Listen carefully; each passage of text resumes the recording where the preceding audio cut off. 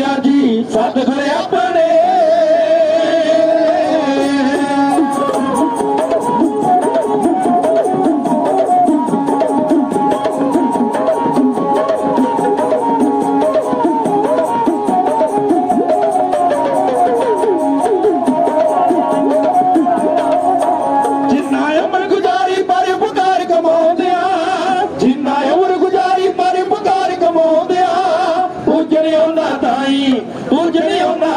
बंदे संसार दे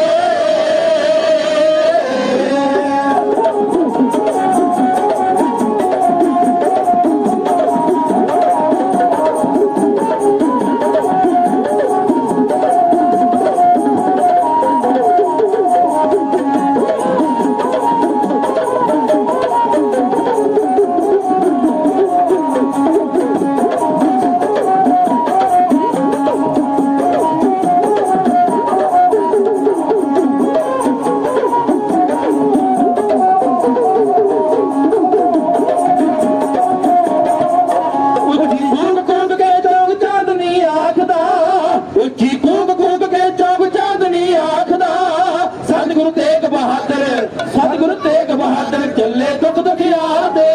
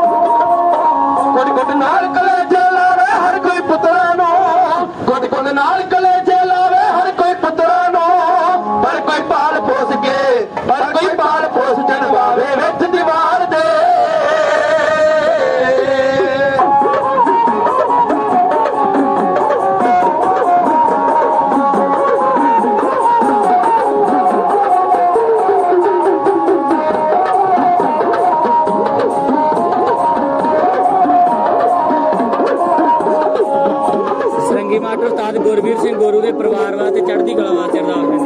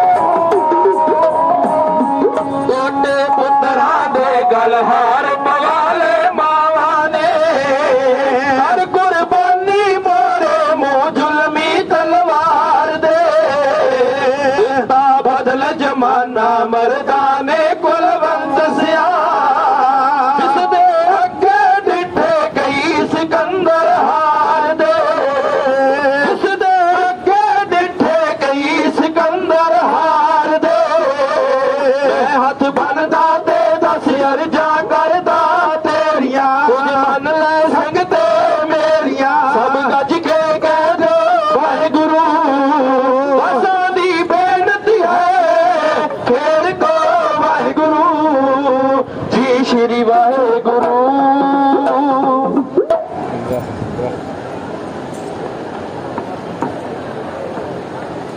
वाहिगुरु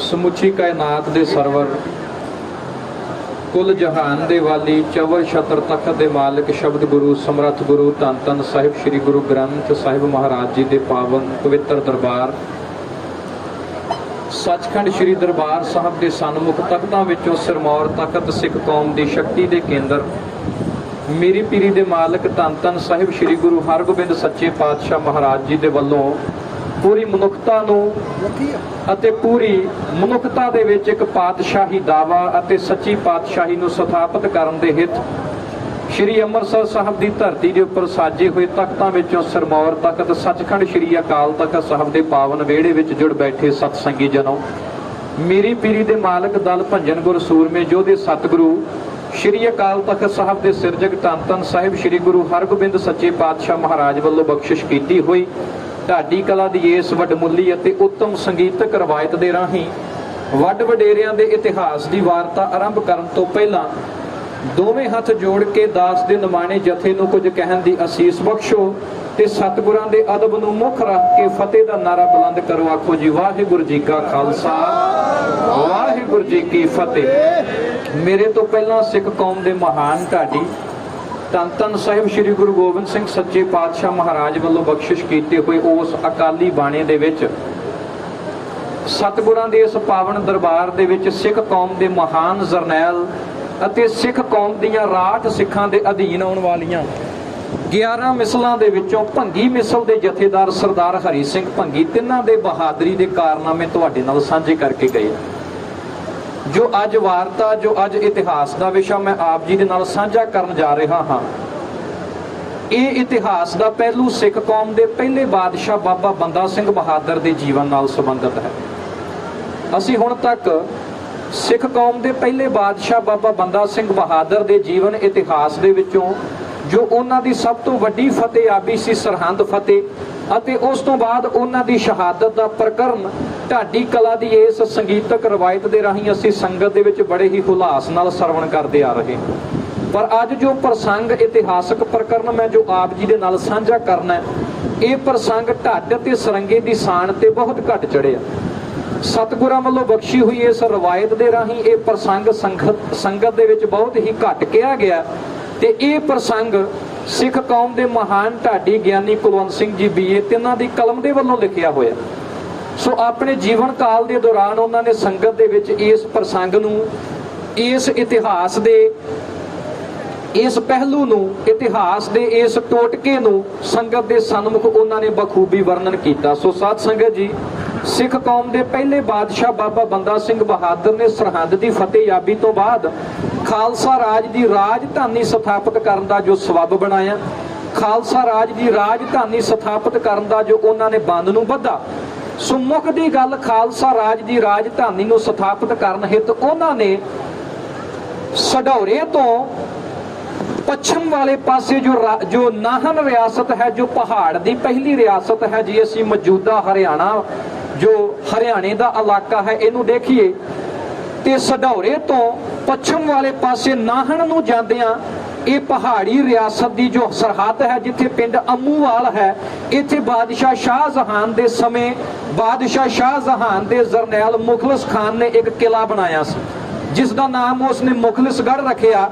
ਇਹ ਮੁਖਲਿਸ ਖਾਨ ਉਹੀ ਸੀ ਜੋ 6ਵੇਂ ਸਤਿਗੁਰੂ ਧੰਨ ਧੰਨ ਸਾਹਿਬ ਸ੍ਰੀ ਗੁਰੂ ਹਰਗੋਬਿੰਦ ਪਾਤਸ਼ਾਹ ਮਹਾਰਾਜ ਜੀ ਦੇ ਵਿਰੁੱਧ ਸ੍ਰੀ ਅੰਮ੍ਰਿਤਸਰ ਸਾਹਿਬ ਦੀ ਧਰਤੀ ਤੇ ਇੱਕ ਮੁਹਿੰਮ ਦੀ ਲਾਮਬੰਦੀ ਕਰਕੇ ਆਇਆ ਤੇ ਸਤਿਗੁਰਾਂ ਦੇ ਹੱਥੋਂ ਮਾਰਿਆ ਗਿਆ। ਇਸ ਮੁਖਲਿਸ ਖਾਨ ਨੇ ਉਹ ਮੁਖਲਿਸਗੜ੍ਹ ਕਿਲਾ ਤਾਇਨਾਤ ਕੀਤਾ ਸੀ। ਬਾਬਾ ਬੰਦਾ ਸਿੰਘ ਬਹਾਦਰ ਨੇ ਸਰਹੰਦ ਦੀ ਫਤਿਹਯਾਬੀ ਤੋਂ ਬਾਅਦ ਮੁਖਲਿਸਗੜ੍ਹ ਨੂੰ ਘੇਰਾ ਪਾ ਕੇ ਇਸ ਦਾ ਨਾਮ ਕਿਲਾ ਲੋਹਗੜ੍ਹ ਰੱਖ ਦਿੱਤਾ। ਤੇ ਸਮਾਂ ਆਇਆ ਜਦੋਂ ਬਾਬਾ ਬੰਦਾ ਸਿੰਘ ਬਹਾਦਰ ਤੇ ਉਹਨਾਂ ਦੇ ਸਿੱਖ ਸੂਰਬੀਰ ਸਿਪਾਹੀਆਂ ਦੀ ਸ਼ਕਤੀ ਐਨ ਸਿਖਰ ਤੇ ਸੀ। ਜਦੋਂ ਉਹਨਾਂ ਦੇ ਅਨਸਿੱਖਿਅਤ ਜੰਗੀ ਕਵਾਇਦ ਦੇ ਵਿੱਚ ਅਨਸਿੱਖਿਅਤ ਪਰ ਇਰਰੈਗੂਲਰ ਹੋਣ ਦੇ ਬਾਵਜੂਦ ਸਤਿਗੁਰਾਂ ਦੇ ਵੱਲੋਂ ਬਖਸ਼ੇ ਹੋਏ ਜੰਗੀ ਜਜ਼ਬੇ ਦੇ ਤਹਿਤ ਜਦੋਂ ਉਹਨਾਂ ਨੇ ਉਸ ਸਮੇਂ ਦੀ ਵੱਡੀ ਹਕੂਮਤ ਦੀਆਂ ਗੋਡਣੀਆਂ ਲਵਾ ਦਿੱਤੀਆਂ, ਉਸ ਸਮੇਂ ਉਸ ਮੁਗਲਿਆ ਹਕੂਮਤ ਜਿਸ ਦਾ ਤੇਜ ਸੂਰਜਵਤ ਸੀ, ਜਿਹਦੇ ਬਰਾਬਰ ਭਾਰਤੀ ਉਪ ਮਹਾਦੀਪ ਦੇ ਵਿੱਚ ਕਿਸੇ ਵੀ ਤਾਕਤ ਦਾ ਇਸ ਹਕੂਮਤ ਦੇ ਸਾਹਮਣੇ ਖੜਨ ਦਾ ਹਿਆ ਨਹੀਂ ਸੀ। ਉਸ ਸਮੇਂ ਸਤਿਗੁਰੂ ਗੁਰੂ ਗੋਬਿੰਦ ਸਿੰਘ ਮਹਾਰਾਜ ਜੀ ਦੇ ਜੋਤੀ ਜੋਤ ਸਮਾਉਣ ਦੇ ਸਮੇਂ ਬਾਦਸ਼ਾਹ ਔਰੰਗਜ਼ੇਬ ਤੋਂ ਬਾਅਦ ਉਹਦਾ ਵੱਡਾ ਪੁੱਤਰ ਉਹਦਾ ਸ਼ਹਿਜ਼ਾਦਾ ਆਜ਼ਮ ਸ਼ਾਹ 2 ਮਹੀਨੇ ਵਾਸਤੇ ਤਖਤ ਤੇ ਬੈਠਦਾ।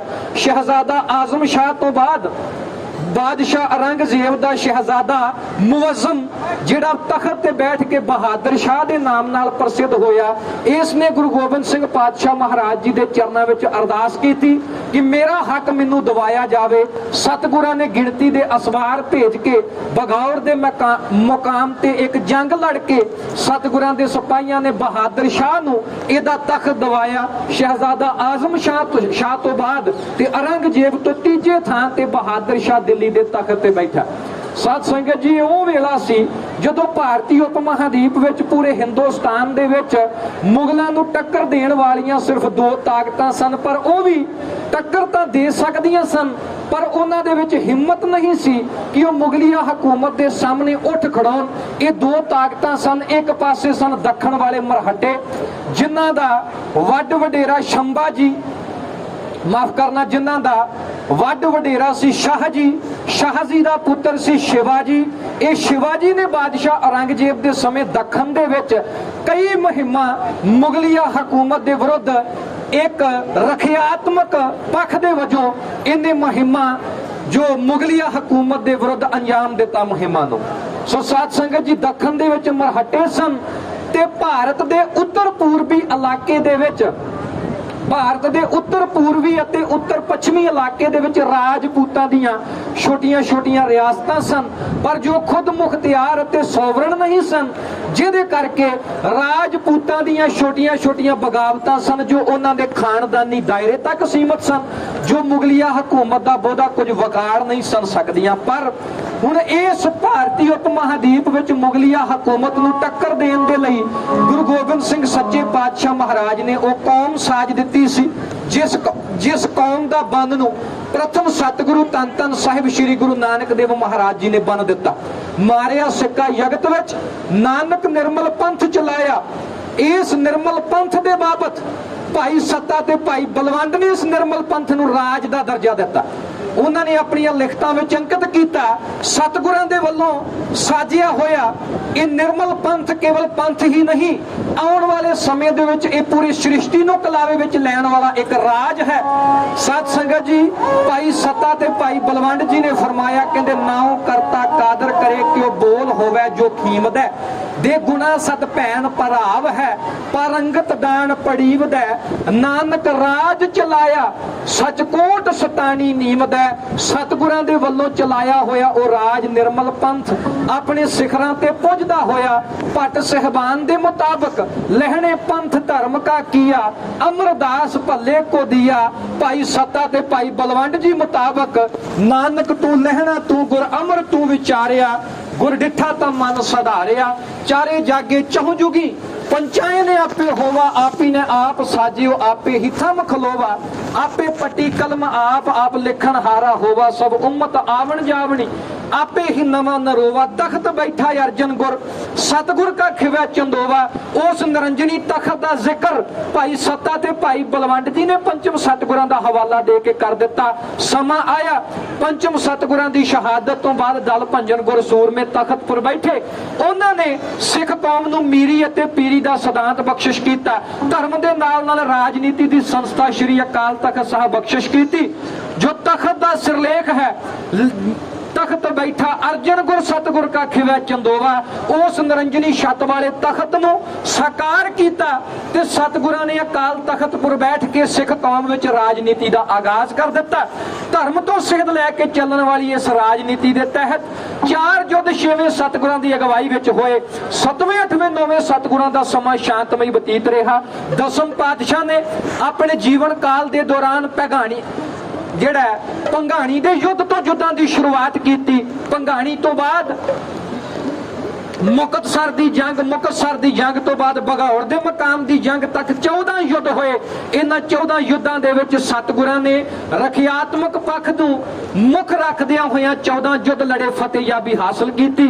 हुण ओह कौम जिस कौम ने 6वें सतगुरां की अगवाई विच 4 10वें सतगुरां की अगवाई दे विच 14 युद्ध लड़ रहे सन, जिस कौम ने मीरी पीरी दे मालक अते मीरी पीरी दे मालक सतगुरां दे पोतरे श्री गुरु गोबिंद सिंह महाराज जी की हजूरी विच रह के अपने आप नूं ओह मनुख साबित कर लिया सी जो मनुख हरेक पक्ष तो संपूर्ण है, जो मनुख शक्ति दी वरतों धर्म दे भले वास्ते मनुखता दे भले वास्ते करे। हुण इस फिरके नूं इस सिख धर्म नूं खालसा पंथ नूं सतगुरां ने साज के समय दियां हुकूमतां दे बराबर दी एक कौम साज दिती। हुण सतगुरां ने योधी युद्ध समाउण तो पहला साध संगत जी मैं संखेप जी रखा, मैं जो विशा आप जी दे नाल साझा करना मैं ओहदा हवाला दे के फिर मैं अगे इस जो ये इतिहासक लड़ी है जो मजबून है मैं आप जी दे नाल जारी रखांगा। जो मैं प्रसंग आप जी दे नाल साझा करना ये जंग लोहगढ़ दी जंग है, जो खालसा राज दी पहली राजधानी किला लोहगढ़ तो मुगलिया हुकूमत दे विरुद्ध लड़ी गई। ते उदों लड़ी गई जदों बाबा बंदा सिंह बहादुर दी अगवाई विच थानेसर तो लैके सरहंद तक दा अते सरहंद तो लैके रियाड़की तक दा इलाका जो खालसा राज दी तहत विच आ चुका सी। साध संगत जी, भारतीय उप महादीप उपर काबज हुई है मुगलिया हुकूमत। बाबे कियां ते बाबर कियां दी जो विथया है ये सतगुरां दे आगमन दे नाल, गुरु नानक पातशाह जी दे आगमन दे नाल बाबे कियां दा आगमन हुंदा है। ते ज़हीरुद्दीन बाबर जो चगत्ते अते तैमूर दा पड़पोता समरकंदी दा रहन वाला है, जो चंगेज खान दी वंशज दे विचों आया होया मंगोल बादशाह है, इहने इहदी आमद दे नाल बाबर कियां दी विथया शुरू हुंदी है। बाबर तो बाद हमायूं, हमायूं तो बाद अकबर, अकबर तो बाद जहांगीर, जहांगीर तो बाद शाहजहां, शाहजहां तो बाद औरंगजेब, औरंगजेब तो बाद शहजादा आजम, आजम तो बाद बहादुर शाह, बहादुर शाह तो बाद जहांदर शाह, जहांदर शाह तो बाद फ्रक्शियर अते फ्रक्शियर बाबा बंदा सिंह बहादुर की शहादत तक भी तखत पे बैठा रहिंदा है। 1719 के दौरान रफीउदार जात तखत पे बैठा है। रफीउदार जात तो बाद मुहम्मद शाह रंगीला 1719 तो लैके 1748 तक दिल्ली के तखत पे बैठदा है। 1748 तो लैके 1857 तक मुगलिया हुकूमत जिहड़ा दिल्ली के तखत उपर सॉवरन अते गैर सॉवरन अनखुद मुख्तियार किसी के अधीन रह के अपनी मुख्तियारी सांभण वाले ये हाकम मुगलिया खानदान दे विचों 1857 तक रहे। साध संगत जी, जदों गुरु गोबिंद सिंह महाराज निरंजनी तखत उपर सन, बादशाह औरंगजेब दिल्ली तखत के मुकाम ते सी, सतगुरां ने अपनी ज्योति जोत समाउण तो पहला 2 वड्डे कारजां नूं सरंजाम दिता। मेरी संगत दे चरनां विच बेनती है कि साध संगत जी असी अपनी मनोबिरतियां एकाग्र करके रखिए ते खालसा राज की जो पहली राजधानी है, जो कौम दे बादशाह बाबा बंदा सिंह बहादुर की अगवाई विच कौम नूं मिली, खालसा राज की उस राजधानी तो मुगलिया हुकूमत के विरुद्ध जंग लड़ी गई जो रखियात्मक जंग सी, जिहदे विच मुगलिया हुकूमत की 60,000 फौज नूं भांज होई। यह प्रकरण दा इस इतिहासक प्रकरण का आगाज किवें होया, मैं इहदे बाबत आप जी दे नाल जो विचार है वो साझी कर रहा हां। बस संगत के चरनां विच बेनती है कि मनोबिरतियां एकाग्र करके रखी। साध संगत जी, गुरु गोबिंद सिंह सच्चे पातशाह गुरु कलगीधर महाराज ने ज्योति जोत समावन तो पहला 2 वड्डे कारजां नूं सरंजाम दिता। पहला कारज सतगुरां ने कौम दा जथेदार बाबा बंदा सिंह बहादुर नूं साज के ਸਤਿਗੁਰਾਂ ਨੇ ਆਪਣੇ ਪੱਥੇ ਵਿੱਚੋਂ 5 ਤੀਰ, 1 ਨਗਾਰਾ, 1 ਨਿਸ਼ਾਨ ਸਾਹਿਬ ਅਤੇ ਗੁਰੂ ਨਾਨਕ ਪਾਤਸ਼ਾਹ ਵੱਲੋਂ ਬਖਸ਼ਿਸ਼ ਕੀਤੀ ਹੋਈ 5 ਪ੍ਰਧਾਨੀ ਪ੍ਰਣਾਲੀ ਨੂੰ ਮੁੱਖ ਰੱਖਦਿਆਂ ਹੋਇਆਂ 5 ਪਿਆਰਿਆਂ ਦੇ ਵਜੋਂ 5 ਸਿੰਘ ਰਹਿਨੁਮਾਈ ਵਾਸਤੇ ਦਿੱਤੇ। ਉਹ 5 ਸਿੰਘ ਸਨ। ਪਹਿਲੇ 2 ਸਿੰਘ ਸਨ ਬਾਬਾ ਬਨੋਦ ਸਿੰਘ ਤੇ ਕਾਹਨ ਸਿੰਘ, ਜੋ ਗੁਰੂ ਅੰਗਦ ਦੇਵ ਪਾਤਸ਼ਾਹ ਮਹਾਰਾਜ ਜੀ ਦੀ ਕੁਲ ਵਿੱਚੋਂ ਸਨ, ਜਿਨ੍ਹਾਂ ਨੂੰ ਤ੍ਰਿਹਨ ਸਾਹਿਬਜ਼ਾਦੇ ਆਖਿਆ ਜਾਂਦਾ ਸੀ। ਬਾਬਾ ਬਨੋਦ ਸਿੰਘ, ਬਾਬਾ ਕਾਹਨ ਸਿੰਘ, ਬਾਬਾ ਫਤਿਹ ਸਿੰਘ, ਬਾਬਾ ਬਾਜ ਸਿੰਘ, ਬਾਬਾ ਰਣ ਸਿੰਘ, ਇਹ 5 ਸਿੰਘ ਗੁਰੂ ਗੋਬਿੰਦ ਸਿੰਘ ਮਹਾਰਾਜ ਨੇ ਬਾਬਾ ਬੰਦਾ ਸਿੰਘ ਬਹਾਦਰ ਨੂੰ ਬਖਸ਼ਿਸ਼ ਕੀਤੇ। ਇਹ ਇਸ਼ਾਰਾ ਕਰ ਦਿੱਤਾ ਆਉਣ ਵਾਲੇ ਸਮੇਂ ਵਿੱਚ ਗੁਰੂ ਗ੍ਰੰਥ ਨੂੰ ਗੁਰਤਾ ਗੱਦੀ ਦਿੱਤੀ ਜਾਵੇਗੀ ਤੇ ਗੁਰੂ ਗ੍ਰੰਥ ਦੀ ਤਾਬਿਆ ਗੁਰੂ ਪੰਥ ਬੈਠੇਗਾ ਤੇ ਗੁਰੂ ਪੰਥ ਦੀ ਪ੍ਰਤੀਨਿਧਤਾ ਕਰਨ ਵਾਲੇ ਇਹ 5 ਸਿੰਘ ਸਹਿਬਾਨ ਬਾਬਾ ਬੰਦਾ ਸਿੰਘ ਜੀਓ ਮੈਂ ਆਪ ਜੀ ਦੇ ਨਾਲ ਪੰਜਾਬ ਵੱਲ ਨੂੰ ਤੋਰ ਦਿੱਤੇ ਨੇ। ਜਦੋਂ ਕਿਤੇ ਭੀੜ ਬਣੇ, ਜਦੋਂ ਕਿਤੇ ਦੁਬਿਧਾ ਬਣ ਜਾਵੇ, ਗੁਰੂ ਗ੍ਰੰਥ ਸਾਹਿਬ ਪਾਤਸ਼ਾਹ ਮਹਾਰਾਜ 10 ਪਾਤਸ਼ਾਹੀਆਂ ਦੀ ਜੋਤ ਨੂੰ ਹਾਜ਼ਰ ਨਾਜ਼ਰ ਜਾਣ ਕੇ 5 ਸਿੰਘਾਂ ਨੂੰ ਮੇਰਾ ਸਵਰੂਪ ਸਮਝ ਕਰਕੇ ਗੁਰਮਤਾ ਕਰ ਲੈਣਾ। ਗੁਰਮਤੇ ਦੀ ਵਿਧੀ ਤੋਂ ਆਪ ਜਾਣੂ ਹੋ, ਗੁਰਮਤਾ ਕਰ ਲੈਣਾ। 5 ਸਿੰਘਾਂ ਦੇ ਮੁਖਾਰ ਬਿੰਦ ਤੋਂ ਨਿਕਲੇ ਹੋਏ ਗੁਰਮਤੇ ਦੇ ਵਾਕ ਸਤਿਗੁਰਾਂ ਦੇ ਵਾਕ ਹੋਣਗੇ। ਗੁਰਮਤੇ ਦੇ ਰਾਹੀਂ ਲਿਆ ਹੋਇਆ ਫੈਸਲਾ ਤੁਹਾਡੀ ਫਤਿਹ ਜਾਬੀ ਦਾ ਸਬੱਬ ਬਣੇਗਾ। ਸਾਧ ਸੰਗਤ ਜੀ, 5 ਸਿੰਘ ਸਤਿਗੁਰਾਂ ਨੇ ਬਖਸ਼ ਕੇ ਪੰਜਾਬ ਵੱਲ ਨੂੰ ਤੋਰਿਆ। ਦੂਜਾ ਜੋ ਮੁੱਖ ਕਾਰਜ ਸੀ, ਬਾਬਾ ਬੰਦਾ ਸਿੰਘ ਬਹਾਦਰ ਨੂੰ ਪੰਜਾਬ ਵੱਲ ਤੋਰਨ ਤੋਂ ਬਾਅਦ ਆਪਣੇ ਅੰਤਮ ਸਮੇਂ ਤੋਂ ਪਹਿਲਾਂ ਅਕਾਲ ਚਲਾਣੇ ਤੋਂ ਜੋਤੀ ਜੋਤ ਸਮਾਵਨ ਤੋਂ ਪਹਿਲਾਂ ਕਲਗੀਧਰ ਸਤਿਗੁਰਾਂ ਨੇ ਆਗਿਆ ਪਈ ਅਕਾਲ ਕੀ ਤਬੇ ਚਲਾਇਓ ਪੰਥ, ਸਭ ਸਿੱਖਨ ਕੋ ਹੁਕਮ ਹੈ ਗੁਰੂ ਮਾਨਿਓ ਗ੍ਰੰਥ। ਪ੍ਰਥਮ ਸਤਿਗੁਰਾਂ ਵੱਲੋਂ ਬਖਸ਼ੇ ਹੋਏ ਸਿਧਾਂਤ ਸ਼ਬਦ ਗੁਰੂ ਸੁਰਤ ਧੁਨ ਚੇਲਾ।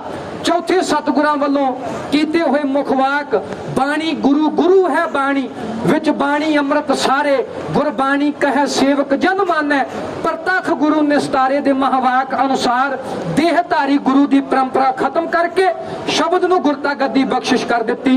ਕੌਮ ਨੂੰ ਗੁਰੂ ਗ੍ਰੰਥ ਦੇ ਲੜ ਲਾ ਦਿੱਤਾ ਅਤੇ ਪੰਥ ਦੀ ਤਾਬਿਆ ਗੁਰਮਤੇ ਦੀ ਰਵਾਇਤ ਸਰਬੱਤ ਖਾਲਸੇ ਦੀ ਰਵਾਇਤ ਬਖਸ਼ਿਸ਼ ਕਰਕੇ ਕੌਮ ਨੂੰ ਪੱਕੇ ਪੈਰਿੰਗ ਕਰਕੇ ਦੁਨੀਆ ਦੇ ਇਤਿਹਾਸ ਵਿੱਚ ਇੱਕ ਜੰਗੀ ਤਰਤੀਬ ਜਿਹੜੀ ਹੈ ਬਖਸ਼ਿਸ਼ ਕਰ ਦਿੱਤੀ। ਸਾਧ ਸੰਗਤ ਜੀ, ਸਤਿਗੁਰਾਂ ਨੇ ਗੁਰੂ ਗ੍ਰੰਥ ਸਾਹਿਬ ਮਹਾਰਾਜ ਜੀ ਨੂੰ ਗੁਰਤਾ ਗੱਦੀ ਬਖਸ਼ਿਸ਼ ਕਰ ਦਿੱਤੀ। ਜੋ ਅਸੀਂ ਦੋਹਰਾ ਪੜ੍ਹਦੇ ਹਾਂ, ਇਹ ਗਿਆਨੀ ਗਿਆਨ ਸਿੰਘ ਵੱਲੋਂ ਲਿਖਿਆ ਹੋਇਆ ਹੈ, ਜੋ ਸਤਿਗੁਰਾਂ ਦਾ ਮੁਖਵਾਕ ਸੀ ਕਿ ਅੱਜ ਤੋਂ ਤੁਸੀਂ ਗੁਰੂ ਗ੍ਰੰਥ ਨੂੰ ਗੁਰੂ ਮੰਨਣਾ ਹੈ। ਗਿਆਨੀ ਗਿਆਨ ਸਿੰਘ ਜੀ ਨੇ ਇਸ ਨੂੰ ਆਪਣੇ ਪੰਥ ਪ੍ਰਕਾਸ਼ ਦੇ ਵਿੱਚ ਅੰਕਿਤ ਕੀਤਾ।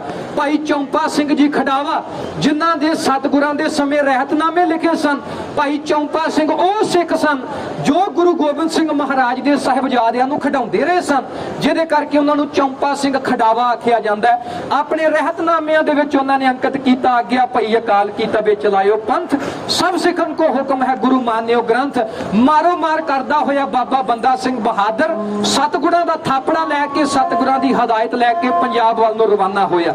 ਮੈਂ ਸਾਧ ਸੰਗਤ ਜੀ ਸੰਖੇਪ ਜੀ ਰੱਖਾਂ ਕਿਉਂਕਿ ਜੋ ਸਮਾਂ ਹੈ ਉਹ ਬੀਤਦਾ ਜਾ ਰਿਹਾ ਹੈ। ਮੈਂ ਬਾਬਾ ਬੰਦਾ ਸਿੰਘ ਬਹਾਦਰ ਦੀਆਂ ਮੁਹਿੰਮਾਂ ਦਾ ਕੁਝ ਟੂਕ ਮਾਤਰ ਜ਼ਿਕਰ ਕਰਕੇ, ਸਾਧ ਸੰਗਤ ਜੀ, ਬਾਬਾ ਬੰਦਾ ਸਿੰਘ ਬਹਾਦਰ ਦੀਆਂ ਮੁਹਿੰਮਾਂ ਦਾ ਟੂਕ ਮਾਤਰ ਹੀ ਜ਼ਿਕਰ ਕਰਕੇ ਕਿ ਜੋ ਸਰਹੰਦ ਦੀ ਫਤਿਹਯਾਬੀ ਤੱਕ ਜੋ ਉਹਨਾਂ ਦੀਆਂ ਮੁਹਿੰਮਾਂ ਸਨ, ਲੋਹਗੜ੍ਹ ਦੇ ਕਿਲੇ ਦੀ ਫਤਿਹਯਾਬੀ ਤੱਕ ਜੋ ਉਹਨਾਂ ਨੇ ਮੌਤ ਨਾਲ ਸੰਘਰਸ਼ ਕਰਕੇ ਹਕੂਮਤ ਨਾਲ ਲੋਹਾ ਲੈ ਕੇ ਜੋ ਉਹਨਾਂ ਨੇ ਮੁਹਿੰਮਾਂ ਫਤਿਹ ਕੀਤੀਆਂ, ਉਹ ਮੈਂ ਇੱਕ ਇੱਕ ਕਰਕੇ ਆਪ ਜੀ ਦੇ ਸਾਹਮਣੇ ਰੱਖਣ ਦਾ ਯਤਨ ਜ਼ਰੂਰ ਕਰਾਂਗਾ।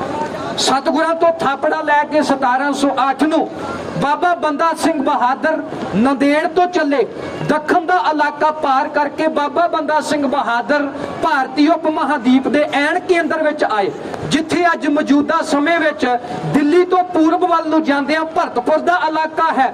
ਸਭ ਤੋਂ ਪਹਿਲਾਂ ਬਾਬਾ ਬੰਦਾ ਸਿੰਘ ਬਹਾਦਰ ਨੇ ਮੁਹਿੰਮ ਦਾ ਆਗਾਜ਼ ਇੱਥੋਂ ਕੀਤਾ। ਦਿੱਲੀ ਦੇ ਲਾਗੇ ਭਰਤਪੁਰ ਸੀ। ਜਦੋਂ ਬਾਬਾ ਬੰਦਾ ਸਿੰਘ ਬਹਾਦਰ ਭਰਤਪੁਰ ਪੁੱਜੇ, 25 ਸਿੰਘ ਸਨ ਨਾਲ। ਸਤਿਗੁਰਾਂ ਦੇ ਇਸ ਮਹਾਨ ਸੂਰਬੀਰ ਨੇ ਸਲਾਹ ਕੀਤੀ, ਮਾਇਆ ਦੀ ਥੁੜ ਹੈ, ਘੋੜਿਆਂ ਦੀ ਥੁੜ ਹੈ, ਤੇ ਇਹ ਥੁੜ ਕਿਵੇਂ ਸੰਪੂਰਨ ਕੀਤੀ ਜਾਵੇ। ਕੌਮ ਦੇ ਜਥੇਦਾਰ ਨੇ ਦਲ ਵਿੱਚ ਪੱਲਾ ਪਾ ਕੇ ਸਤਿਗੁਰਾਂ ਨੂੰ ਹਾਜ਼ਰ ਨਾਜ਼ਰ ਜਾਣ ਕੇ ਅਰਦਾਸ ਕੀਤੀ। ਤੇ ਸਾਧ ਸੰਗਤ ਜੀ, ਸੱਚ ਜਾਣਿਓ, ਭਰਤਪੁਰ ਦੇ ਨਾਨਕ ਪੰਥੀ ਸਿੱਖ ਜਿਨ੍ਹਾਂ ਨੇ ਗੁਰੂ ਗੋਬਿੰਦ ਸਿੰਘ ਮਹਾਰਾਜ ਦਾ ਧਿਆਨ ਕਰਕੇ ਆਪਣੀ ਦਸਵੰਧ ਦੀ ਮਾਇਆ ਇਕੱਤਰ ਕੀਤੀ ਹੋਈ ਸੀ ਤੇ ਇਸ ਗੱਲ ਦੀ ਉਡੀਕ ਵਿੱਚ ਸਨ ਕਿ ਜਾਂ ਸਤਿਗੁਰ ਖੁਦ ਜਾਂ ਸਤਿਗੁਰਾਂ ਦਾ ਭੇਜਿਆ ਹੋਇਆ ਕੋਈ ਸਿੱਖ ਜਾਂ ਕੋਈ ਮਸੰਦ ਆਵੇ, ਉਹਦੀ ਝੋਲੀ ਵਿੱਚ ਦਸਵੰਧ ਦੀ ਮਾਇਆ ਪਾਈ ਜਾਵੇਗੀ। ਜਦੋਂ ਪਤਾ ਲੱਗਾ ਕਿ ਸਤਿਗੁਰਾਂ ਵੱਲੋਂ ਥਾਪੜਾ ਲੈ ਕੇ ਬਾਬਾ ਬੰਦਾ ਸਿੰਘ ਬਹਾਦਰ 25 ਸਿੱਖਾਂ ਨਾਲ ਭਰਤਪੁਰ ਦੇ ਇਲਾਕੇ ਵਿੱਚ ਮੌਜੂਦ ਹਨ, ਭਰਤਪੁਰ ਦੀ ਨਾਨਕ ਨਾਮ ਲੇਵਾ ਸਿੱਖ ਸੰਗਤ ਨੇ ਦਸਵੰਧ ਦਾ ਲੱਖਾਂ ਰੁਪਇਆ ਬਾਬਾ ਬੰਦਾ ਸਿੰਘ ਬਹਾਦਰ ਦੇ ਹਵਾਲੇ ਕੀਤਾ। ਸਾਧ ਸੰਗਤ ਜੀ, ਭਰਤਪੁਰ ਦੇ ਇਲਾਕੇ ਤੋਂ ਬਾਅਦ ਬਾਬਾ ਬੰਦਾ ਸਿੰਘ ਬਹਾਦਰ ਮਾਰੂ ਮਾਰ ਕਰਦੇ ਹੋਏ ਬਾਂਗੜ ਦੇ ਇਲਾਕੇ ਵਿੱਚ ਪੁੱਜੇ। ਬਾਂਗੜ ਦੇ ਇਲਾਕੇ ਦੇ ਵਿੱਚ ਜੋ ਇਹਨਾਂ ਕੋਲ ਫਰਿਆਦ ਆਈ ਕਿ ਖਰਗੋਡੇ ਜੋ ਇੱਕ ਦਿੱਲੀ ਦਾ ਇੱਕ ਜ਼ਿਲ੍ਹਾ ਹੈ ਜਿਸ ਨੂੰ ਖਰਗੋਡਾ ਜ਼ਿਲ੍ਹਾ ਆਖਿਆ ਜਾਂਦਾ, ਇਹਦੇ ਦੋ ਪਿੰਡ ਨੇ ਸਿਹਰੀ ਤੇ ਖੰਡਾ। ਜਿਵੇਂ ਮੌਜੂਦਾ ਸਮੇਂ ਦੇ ਵਿੱਚ ਅਸੀਂ ਸਾਡੇ ਲਾਗੇ ਚਾਗੇ ਪਿੰਡਾਂ ਦੇ ਵਿੱਚ ਵੀ ਪਿੰਡ ਹੋਣਗੇ, ਇੱਕ ਪਿੰਡ ਹੈ, ਪਿੰਡ ਦੇ ਨਾਲ ਹੀ ਇੱਕ ਪਿੰਡ ਹੈ ਕਿਲੋਮੀਟਰ ਦੀ ਵਾਟ ਤੇ, ਇਦਾਂ ਸਿਹਰੀ ਤੇ ਖੰਡਾ ਖਰਗੋਡੇ ਪਰਗਣੇ ਦੇ ਪਿੰਡ ਸਨ। ਫਰਿਆਦ ਆਈ ਕਿ ਬਾਬਾ ਬੰਦਾ ਸਿੰਘ ਬਹਾਦਰ ਤੇ ਉਹਨਾਂ ਦੇ ਸਿਪਾਹੀ ਉੱਥੇ ਡੇਰਾ ਲਾਵਣ, ਅਸੀਂ ਇਹਨਾਂ ਦੇ ਸਿੰਘਾਂ ਦੀ ਕੁਝ ਖਿਦਮਤ ਕਰਨਾ ਚਾਹੁੰਦੇ ਹਾਂ। ਇਸ ਖਰਗੋਡੇ ਪਰਗਣੇ ਦੇ ਸਿਹਰੀ ਅਤੇ ਖੰਡੇ ਵਿੱਚ ਮੁਕਾਮ ਕਰਕੇ ਬਾਬਾ ਬੰਦਾ ਸਿੰਘ ਬਹਾਦਰ ਨੇ ਬਾਂਗਰ ਤੋਂ ਬਾਅਦ ਸਿਹਰੀ ਅਤੇ ਖੰਡੇ ਦੇ ਵਿੱਚ ਬਾਬਾ ਬੰਦਾ ਸਿੰਘ ਬਹਾਦਰ ਨੇ ਮੁਕਾਮ ਕੀਤਾ। ਇਥੋਂ ਬਾਬਾ ਬੰਦਾ ਸਿੰਘ ਬਹਾਦਰ ਨੇ ਗੁਰੂ ਖਾਲਸਾ ਪੰਥ ਨੂੰ ਚਿੱਠੀਆਂ ਪਾਈਆਂ। ਸਾਧ ਸੰਗਤ ਜੀ, ਪਹਿਲੀ ਮੁਹਿੰਮ ਦਾ ਆਗਾਜ਼ ਸਿਹਰੀ ਅਤੇ ਖੰਡੇ ਤੋਂ ਕੀਤਾ। ਹੁਕਮਨਾਮੇ ਜਾਰੀ ਕੀਤੇ, ਦੁਆਬੇ, ਮਾਲਵੇ, ਮਾਝੇ, ਗੰਗ ਦੁਆਬ, ਇਸ ਤੋਂ ਅਗਾਂਹ ਚੱਜ, ਰਚਨਾ ਦੁਆਬ ਇਤਿਆਦ ਦੇ ਸਿੰਘਾਂ ਨੂੰ ਹੁਕਮਨਾਮੇ ਜਾਰੀ ਕੀਤੇ, ਜਿਨ੍ਹਾਂ ਉੱਪਰ ਲਿਖਿਆ ਸੀ ਸਤਿਗੁਰਾਂ ਦੀ ਦਇਆਲ ਬਖਸ਼ਿਸ਼ ਹੈ ਉਹਨਾਂ ਸਿੱਖਾਂ ਪਰ ਜੋ ਕੌਮ ਦੇ ਜਥੇਦਾਰ ਬਾਬਾ ਬੰਦਾ ਸਿੰਘ ਬਹਾਦਰ ਦੀ ਕਮਾਨ ਹੇਠਾਂ ਆ ਕੇ ਸੱਚੀ ਪਾਤਸ਼ਾਹੀ ਨੂੰ ਸਥਾਪਿਤ ਕਰਨ ਹਿੱਤ ਸੰਘਰਸ਼ ਕਰਨਗੇ। ਉਸ ਸਮੇਂ ਸਰਦਾਰ ਜੱਸਾ ਸਿੰਘ ਰਾਮਗੜੀਆ ਦੇ ਪਿਤਾ, ਉਹਨਾਂ ਦੇ ਦਾਦਾ ਬਾਬਾ ਹਰਦਾਸ ਸਿੰਘ ਜੀ ਵੀ, ਉਹ ਵੀ ਬਾਬਾ ਬੰਦਾ ਸਿੰਘ ਬਹਾਦਰ ਦੀਆਂ ਮੁਹਿੰਮਾਂ ਵਿੱਚ ਸੁਰ ਸਿੰਘ ਤੋਂ ਮਾਝੇ ਦੇ ਸਿੰਘਾਂ ਦਾ ਜਥਾ ਲੈ ਕੇ ਪਹੁੰਚੇ। ਸਾਧ ਸੰਗਤ ਜੀ, ਸਿਹਰੀ ਅਤੇ ਖੰਡੇ ਵਿੱਚ ਸਿੰਘਾਂ ਦਾ ਦਲ ਇਕੱਠਾ ਹੋਇਆ। ਸਿਹਰੀ ਅਤੇ ਖੰਡੇ ਤੋਂ ਹੁਣ ਸਮਾਣਾ ਫਤਿਹ ਕਰਨ ਦਾ ਬਾਬਾ ਬੰਦਾ ਸਿੰਘ ਬਹਾਦਰ ਨੇ ਸਬੱਬ ਬਣਾਇਆ। ਸਮਾਣਾ ਕਿਉਂ ਫਤਿਹ ਕੀਤਾ? ਇਸ ਕਰਕੇ ਕਿਉਂਕਿ ਸਮਾਣੇ ਦੇ ਰਹਿਣ ਵਾਲੇ ਸੈਯਦ ਜਲਾਲੂਦੀਨ, ਜਿਨ੍ਹਾਂ ਗੁਰੂ ਤੇਗ ਬਹਾਦਰ ਮਹਾਰਾਜ ਨੂੰ ਸ਼ਹੀਦ ਕੀਤਾ ਸੀ, ਛੋਟੇ ਸਾਹਿਬਜ਼ਾਦਿਆਂ ਨੂੰ ਸ਼ਹੀਦ ਕਰਨ ਵਾਲੇ ਸ਼ਾਸ਼ਲ ਬੇਗ ਤੇ ਬਾਸ਼ਲ ਬੇਗ ਵੀ ਸਮਾਣੇ ਦੇ ਰਹਿਣ ਵਾਲੇ ਸਨ। ਬਾਬਾ ਬੰਦਾ ਸਿੰਘ ਬਹਾਦਰ ਨੇ ਸਿਹਰੀ ਅਤੇ ਖੰਡੇ ਤੋਂ ਆਪਣੀ ਮੁਹਿੰਮ ਚਾੜੀ, ਸਮਾਣਾ ਫਤਿਹ ਕਰ ਲਿਆ। ਸਮਾਣਾ ਫਤਿਹ ਕਰਨ ਤੋਂ ਬਾਅਦ ਬਾਬਾ ਬੰਦਾ ਸਿੰਘ ਬਹਾਦਰ ਦੇ ਕੋਲ ਇੱਕ ਚਿੱਠੀ ਪੁੱਜੀ ਕਿ ਜੋ ਮਾਝੇ ਤੋਂ ਸਿੰਘ ਚੱਲੇ ਹਨ ਸਰਹੰਦ ਫਤਿਹ ਕਰਨ ਵਾਸਤੇ, ਉਹ ਇਸ ਸਮੇਂ ਕੀਰਤਪੁਰ ਦੇ ਇਲਾਕੇ ਵਿੱਚ ਹਨ। ਬਾਬਾ ਜੀ ਨੇ ਸਮਾਣੇ ਤੋਂ ਵੱਡਾ ਵੱਲ ਪਾ ਕੇ ਕੀਰਤਪੁਰ ਵੱਲ ਨੂੰ ਚੜ੍ਹਾਈ ਕਰ ਦਿੱਤੀ। ਕੀਰਤਪੁਰ ਵੱਲ ਨੂੰ ਜਾਂਦਿਆਂ ਠਸਕਾ ਸੋਧਿਆ, ਘੜਾਮ ਸੋਧਿਆ। ਘੜਾਮ ਸੋਧਣ ਤੋਂ ਬਾਅਦ ਬਾਬਾ ਬੰਦਾ ਸਿੰਘ ਬਹਾਦਰ ਨੇ ਸ਼ਾਹਬਾਦ ਸੋਧ ਦਿੱਤਾ। ਸ਼ਾਹਬਾਦ ਦੇ ਹਾਕਮ ਨੂੰ ਮਾਤ ਦੇ ਕੇ ਉੱਥੇ ਖਾਲਸਾ ਰਾਜ ਸਥਾਪਿਤ ਕਰ ਦਿੱਤਾ। ਸ਼ਾਹਬਾਦ ਤੋਂ ਬਾਅਦ ਮੁਸਤਫਾਬਾਦ ਫਤਿਹ ਕੀਤਾ। ਮੁਸਤਫਾਬਾਦ ਫਤਿਹ ਕਰਨ ਤੋਂ ਬਾਅਦ ਬਾਬਾ ਬੰਦਾ ਸਿੰਘ ਬਹਾਦਰ ਕੋਲ ਇੱਕ ਫਰਿਆਦ ਆਈ ਕਪੂਰੀ ਦੇ ਲੋਕਾਂ ਦੀ। ਉਹਨਾਂ ਆਖਿਆ, ਬਾਬਾ ਜੀ, ਕਪੂਰੀ ਦਾ ਹਾਕਮ ਕਦਮੁਦੀਨ ਅੱਤ ਦਰਜੇ ਦਾ ਜ਼ਾਲਮ ਹੈ, ਉਹਦੇ ਕੋਲ ਲੋਕਾਂ ਦੀਆਂ ਧੀਆਂ ਭੈਣਾਂ ਦੀ ਇੱਜ਼ਤ ਵੀ ਮਹਿਫੂਜ਼ ਨਹੀਂ ਉਹਦੇ ਹੁੰਦਿਆਂ, ਉਹਦੀ ਕਰਨੀ ਦਾ ਫਲ ਦਿੱਤਾ ਜਾਵੇ। ਮੁਹਿੰਮ ਚਾੜੀ ਗਈ। ਕਪੂਰੀ ਦੇ ਹਾਕਮ ਕਦਮੁਦੀਨ ਨੂੰ ਜਿਉਂਦਿਆਂ ਜ਼ਮੀਨ ਵਿੱਚ ਗੱਡ ਦਿੱਤਾ ਗਿਆ। ਕਦਮੁਦੀਨ ਨੂੰ ਮਾਰ ਕੇ ਕਪੂਰੀ ਫਤਿਹ ਕੀਤੀ। ਕਪੂਰੀ ਫਤਿਹ ਕਰਨ ਤੋਂ ਬਾਅਦ ਬਾਬਾ ਬੰਦਾ ਸਿੰਘ ਬਹਾਦਰ ਨੇ ਸਢੌਰੇ ਵੱਲ ਨੂੰ ਕਿਆਮ ਕੀਤਾ। ਸਢੌਰੇ ਦਾ ਗੁਰੂ ਗੋਬਿੰਦ ਸਿੰਘ ਮਹਾਰਾਜ ਦੇ ਸਮੇਂ ਦਾ ਇੱਕ ਅਨਿਲ ਸਿੱਖ ਸੀ ਪੀਰ ਬੁੱਧੂ ਸ਼ਾਹ। ਪੀਰ ਬੁੱਧੂ ਸ਼ਾਹ ਨੂੰ ਸਢੌਰੇ ਦੇ ਹਾਕਮ ਉਸਮਾਨ ਖਾਨ ਨੇ ਕਤਲ ਕਰ ਦਿੱਤਾ, ਇਸ ਕਰਕੇ ਕਿ ਪੀਰ ਬੁੱਧੂ ਸ਼ਾਹ ਨੇ ਭੰਗਾਣੀ ਦੇ ਮੈਦਾਨ ਵਿੱਚ ਸਤਿਗੁਰਾਂ ਦੀ ਹਮਾਇਤ ਕੀਤੀ ਹੈ। ਗੁਰੂ ਪਾਤਸ਼ਾਹ ਦੀ ਹਮਾਇਤ ਕਰਨ ਤੇ ਸਢੌਰੇ ਦੇ ਹਾਕਮ ਨੇ ਪੀਰ ਬਾਬਾ ਬੁੱਧੂ ਸ਼ਾਹ ਨੂੰ ਕਤਲ ਕਰ ਦਿੱਤਾ। ਇਹਦੇ ਰੋਸ ਵਜੋਂ, ਇਹਦੇ ਗੁੱਸੇ ਵਜੋਂ ਬਾਬਾ ਬੰਦਾ ਸਿੰਘ ਬਹਾਦਰ ਨੇ ਸਢੌਰੇ ਤੇ ਚੜ੍ਹਾਈ ਕਰ ਦਿੱਤੀ, ਹਮਲਾ ਕਰ ਦਿੱਤਾ। ਸਢੌਰੇ ਦੇ ਹਾਕਮ ਨੂੰ ਸੋਧ ਕੇ ਸਢੌਰਾ ਖਾਲਸਾ ਰਾਜ ਵਿੱਚ ਫਤਿਹ ਕੀਤਾ। ਸਢੌਰੇ ਤੋਂ ਹੁਣ ਬਾਬਾ ਬੰਦਾ ਸਿੰਘ ਬਹਾਦਰ ਨੂੰ ਖਬਰ ਮਿਲੀ ਕਿ ਰੋਪੜ ਦੇ ਮਕਾਮ ਤੇ ਇੱਕ ਜੰਗ ਹੋਈ ਹੈ ਜੋ ਮਲੇਰ ਕੋਟਲੇ ਦੇ ਨਵਾਬ ਨਾਲ ਮਾਝੇ ਦੇ ਸਿੰਘਾਂ ਦੀ ਜੰਗ ਹੋਈ ਹੈ, ਜਿਹਦੇ ਵਿੱਚ ਮਾਝੇ ਦੇ ਸਿੰਘਾਂ ਦੀ ਫਤਿਹਯਾਬੀ ਹੋਈ ਹੈ। ਇਸ ਕਰਕੇ ਹੁਣ ਰੋਪੜ ਤੋਂ ਇਹ ਮਾਝੇ ਦੇ ਸਿੰਘ ਖਰੜ ਤੋਂ ਜੋ ਬਨੂਰ ਵੱਲ ਨੂੰ ਜਾਂਦੀ ਸੜਕ ਹੈ ਉਹਦੇ ਤੇ ਨੇ। ਬਾਬਾ ਬੰਦਾ ਸਿੰਘ ਬਹਾਦਰ ਨੇ ਸਢੌਰੇ ਤੋਂ ਚਾਲੇ ਪਾਏ। ਖਰੜ ਤੇ ਬਨੂਰ ਦੇ ਵਿਚਲਾ ਜੋ ਇਲਾਕਾ ਹੈ, ਇੱਥੇ ਦੋਵੇਂ ਦਲ ਇਕੱਤਰ ਹੋਏ, ਵੀਰਾਂ ਨੂੰ ਵੀਰ ਗਲਵੱਕੜੀਆਂ ਪਾ ਕੇ ਮਿਲੇ, ਜਕਾਰੇ ਛੱਡੇ, ਜਿੱਤ ਦੇ ਜਕਾਰੇ ਛੱਡੇ। ਵਿੱਚੋਂ ਸਿੰਘਾਂ ਨੇ ਨਾਰੇ ਲਾਏ ਕਿ ਗੁਰੂ ਖਾਲਸਾ ਪੰਥ ਜੀਓ, ਹੁਣ ਤੁਹਾਨੂੰ ਸਰਹੰਦ ਉਡੀਕ ਰਹੀ ਹੈ। ਸਾਧ ਸੰਗਤ ਜੀ, ਰੋਪੜ ਦੇ ਇਸ ਲੜਾਈ ਤੋਂ ਬਾਅਦ ਬਾਬਾ ਜੀ ਨੂੰ ਯਕੀਨ ਹੋ ਗਿਆ ਕਿ ਹੁਣ ਸਰਹੰਦ ਫਤਿਹ ਕਰਨ ਤੋਂ ਸਾਨੂੰ ਕੋਈ ਨਹੀਂ ਰੋਕ ਸਕਦਾ। ਸਾਧ ਸੰਗਤ ਜੀ, ਸਢੌਰੇ ਤੋਂ ਬਾਅਦ ਛੱਤ ਬਨੂੜ ਦਾ ਇਹ ਇਲਾਕਾ ਵੀ ਫਤਿਹ ਕਰ ਲਿਆ ਗਿਆ। ਦੋਵੇਂ ਦਲ ਬਾਬਾ ਬੰਦਾ ਸਿੰਘ ਬਹਾਦਰ ਦੀ ਕਮਾਨ ਵਿੱਚ ਇਕੱਤਰ ਹੋਏ। ਹੁਣ ਸਮਾਂ ਨਿਯਤ ਕੀਤਾ ਕਿ ਜਲਦ ਤੋਂ ਜਲਦ ਸਰਹੰਦ ਫਤਿਹ ਕਰ ਲਈ ਜਾਵੇ। ਸਾਧ ਸੰਗਤ ਜੀ, ਸਰਹੰਦ ਦਾ ਨਵਾਬ ਵਜ਼ੀਰ ਖਾਂ 12 ਮਈ ਨੂੰ ਸਰਹੰਦ ਫਤਿਹ ਕੀਤੀ। ਇਹਦੇ ਤੋਂ ਪਹਿਲਾਂ ਫਰਵਰੀ ਮਹੀਨੇ ਵਜ਼ੀਰ ਖਾਨ ਨੇ ਇੱਕ ਲਿਖਤੀ ਚਿੱਠੀ ਆਪਣੇ ਵਕੀਲ ਦੇ ਰਾਹੀਂ ਬਾਦਸ਼ਾਹ ਬਹਾਦਰ ਸ਼ਾਹ ਨੂੰ ਭੇਜੀ। ਬਾਦਸ਼ਾਹ ਬਹਾਦਰ ਸ਼ਾਹ ਨੇ ਆਖਿਆ ਕਿ ਸਰਹੰਦ ਤੋਂ ਪੂਰਬ ਵਾਲੇ ਪਾਸੇ ਗੰਗ ਜਮੁਨਾ ਦਵਾਬ ਦੇ ਜਿੰਨੇ ਵੀ ਫੌਜਦਾਰ ਨੇ, ਜਿਨ੍ਹਾਂ ਦੇ ਵਿੱਚੋਂ ਹਿਸਾਰ ਦਾ ਫੌਜਦਾਰ, ਥਾਨੇਸਰ ਦਾ ਫੌਜਦਾਰ ਅਤੇ ਇਸ ਤੋਂ ਇਲਾਵਾ ਅਲਾਹਾਬਾਦ ਦਾ ਚੀਨ ਬਹਾਦਰ, ਇਹਨਾਂ ਨੂੰ ਚਿੱਠੀਆਂ ਲਿਖੀਆਂ ਕਿ ਵਜ਼ੀਰ ਖਾਨ ਦੀ ਮਦਦ ਕੀਤੀ ਜਾਵੇ। ਪਰ ਦੂਰ ਦ੍ਰਿਸ਼ਟੇ ਬਾਬਾ ਬੰਦਾ ਸਿੰਘ ਬਹਾਦਰ ਨੇ ਗੰਗਾ ਜਮੁਨਾ ਦਵਾਬ ਵਿੱਚ ਪਹਿਲਾਂ ਹੀ ਸਿਪਾਹੀ ਭੇਜ ਦਿੱਤੇ ਕਿ ਇੱਧਰ ਅਸੀਂ ਸਰਹੰਦ ਦੇ ਵਿੱਚ ਵਜ਼ੀਰ ਖਾਨ ਨੂੰ ਦੇਖਾਂਗੇ ਤੇ ਵਜ਼ੀਰ ਖਾਨ ਦੀ ਮਦਦ ਵਾਸਤੇ ਆਉਣ ਵਾਲੇ ਇਹ ਗੰਗਾ ਤੇ ਜਮੁਨਾ ਦੇ ਦਵਾਬ ਵਾਲੇ ਹਾਕਮਾਂ ਨੂੰ ਤੁਸੀਂ ਸੋਧੋਗੇ। ਇਹ ਦੂਰ ਦ੍ਰਿਸ਼ਟੀ ਜਰਨੈਲ ਦੀ ਦੂਰ ਅੰਦੇਸ਼ੀ ਸੀ। ਮੁੱਖ ਦੀ ਗੱਲ ਸਰਹੰਦ ਫਤਿਹ ਹੋ ਗਈ। ਸਰਹੰਦ ਫਤਿਹ ਕਰਨ ਤੋਂ ਬਾਅਦ ਬਾਬਾ ਬੰਦਾ ਸਿੰਘ ਬਹਾਦਰ ਨੇ ਆਪਣੇ ਸਥਾਨਕ ਦਸਤੇ ਵੱਖ-ਵੱਖ ਦਵਾਬਿਆਂ ਵਿੱਚ ਭੇਜੇ। ਹੁਣ ਸਾਧ ਸੰਗਤ ਜੀ, ਉਸ ਦੂਰ ਦ੍ਰਿਸ਼ਟੀ ਜਰਨੈਲ ਦੀ ਦੂਰ ਦ੍ਰਿਸ਼ਟੀ ਵੇਖੋ। ਬਾਬਾ ਬੰਦਾ ਸਿੰਘ ਬਹਾਦਰ ਨੇ ਪੂਰੇ ਪੰਜਾਬ ਨੂੰ ਦਵਾਬਿਆਂ ਵਿੱਚ ਵੰਡ ਲਿਆ। ਦਵਾਬੇ ਤੋਂ ਭਾਵ 2 ਦਰਿਆਵਾਂ ਦਾ ਇਲਾਕਾ। ਪੰਜਾਬ ਜੋ 5 ਦਰਿਆਵਾਂ ਦਾ ਇਲਾਕਾ ਹੈ। ਪੰਜਾਬ ਦਰਿਆ ਜ਼ੇਹਲਮ ਤੋਂ ਸ਼ੁਰੂ ਹੁੰਦਾ ਹੈ। ਦਰਿਆ ਜ਼ੇਹਲਮ ਤੋਂ ਲੈ ਕੇ ਦਰਿਆ ਚਨਾਬ ਤੱਕ ਇਸ ਦਵਾਬ ਨੂੰ ਰਚਨਾ ਦਵਾਬ ਆਖਿਆ ਜਾਂਦਾ ਹੈ। ਮਾਫ ਕਰਨਾ, ਦਰਿਆ ਜਿਹਲਮ ਤੋਂ ਲੈ ਕੇ ਚਨਾਬ ਤੱਕ ਦਾ ਜੋ ਦਵਾਬ ਹੈ, ਇਸ ਨੂੰ ਚੱਜ ਦਵਾਬ ਆਖਿਆ ਜਾਂਦਾ। ਚਨਾਬ ਤੋਂ ਲੈ ਕੇ ਰਾਵੀ ਤੱਕ ਇਹ ਰਚਨਾ ਦਵਾਬ ਹੈ। ਬਾਬਾ ਬੰਦਾ ਸਿੰਘ ਬਹਾਦਰ ਦੇ ਸਿਪਾਹੀ ਚੱਜ ਦਵਾਬ ਤੱਕ ਤਾਂ ਨਹੀਂ ਪਹੁੰਚੇ, ਪਰ ਰਚਨਾ ਦਵਾਬ ਵਿੱਚ ਆਪਣੀਆਂ ਮੁਹਿੰਮਾਂ ਮਾਝੇ ਦੇ ਸਿੰਘਾਂ ਨੇ ਜਾਰੀ ਰੱਖੀਆਂ। ਰਿਆੜਕੀ, ਬਟਾਲਾ, ਕਲਾਨੌਰ, ਪਠਾਨਕੋਟ ਤੇ ਉਸ ਤੋਂ ਪਹਾੜ ਦੀ ਕੰਢੀ ਤੱਕ ਦਾ ਇਲਾਕਾ ਮਾਝੇ ਦੇ ਸਿੰਘਾਂ ਨੇ ਫਤਿਹ ਕਰ ਲਿਆ। ਸਾਧ ਸੰਗਤ ਜੀ, ਦਵਾਬਾ ਜੋ ਰਚਨਾ ਦਵਾਬ ਹੈ, ਦਰਿਆ ਚਨਾਬ ਅਤੇ ਰਾਵੀ ਦੇ ਵਿਚਲਾ ਇਲਾਕਾ, ਇਸ ਤੋਂ ਅੱਗੇ ਦਰਿਆ ਰਾਵੀ ਤੇ ਬਿਆਸ ਦਾ ਇਲਾਕਾ ਆ ਜਾਂਦਾ ਹੈ, ਜਿਸ ਨੂੰ ਬਾਰੀ ਦਵਾਬ ਆਖਿਆ ਜਾਂਦਾ ਹੈ। ਇਹ ਬਾਰੀ ਦਵਾਬ ਤੋਂ ਅੱਗੇ ਦਰਿਆ ਬਿਆਸ ਤੋਂ ਅਗਾਂਹ ਸਤਲੁਜ ਆ ਜਾਂਦਾ ਹੈ। ਜਿਹੜਾ ਦਰਿਆ ਸਤਲੁਜ ਅਤੇ ਬਿਆਸ ਦੇ ਵਿਚਲੇ ਇਲਾਕੇ ਨੂੰ ਬਿਸਤ ਦਵਾਬ ਆਖਿਆ ਜਾਂਦਾ ਹੈ। ਦਰਿਆ ਸਤਲੁਜ ਤੋਂ ਅੱਗੇ ਜਮੁਨਾ ਦਰਿਆ ਆ ਜਾਂਦਾ ਹੈ। ਜਮੁਨਾ ਤੋਂ ਅੱਗੇ ਗੰਗਾ ਦਰਿਆ ਆ ਜਾਂਦਾ ਹੈ।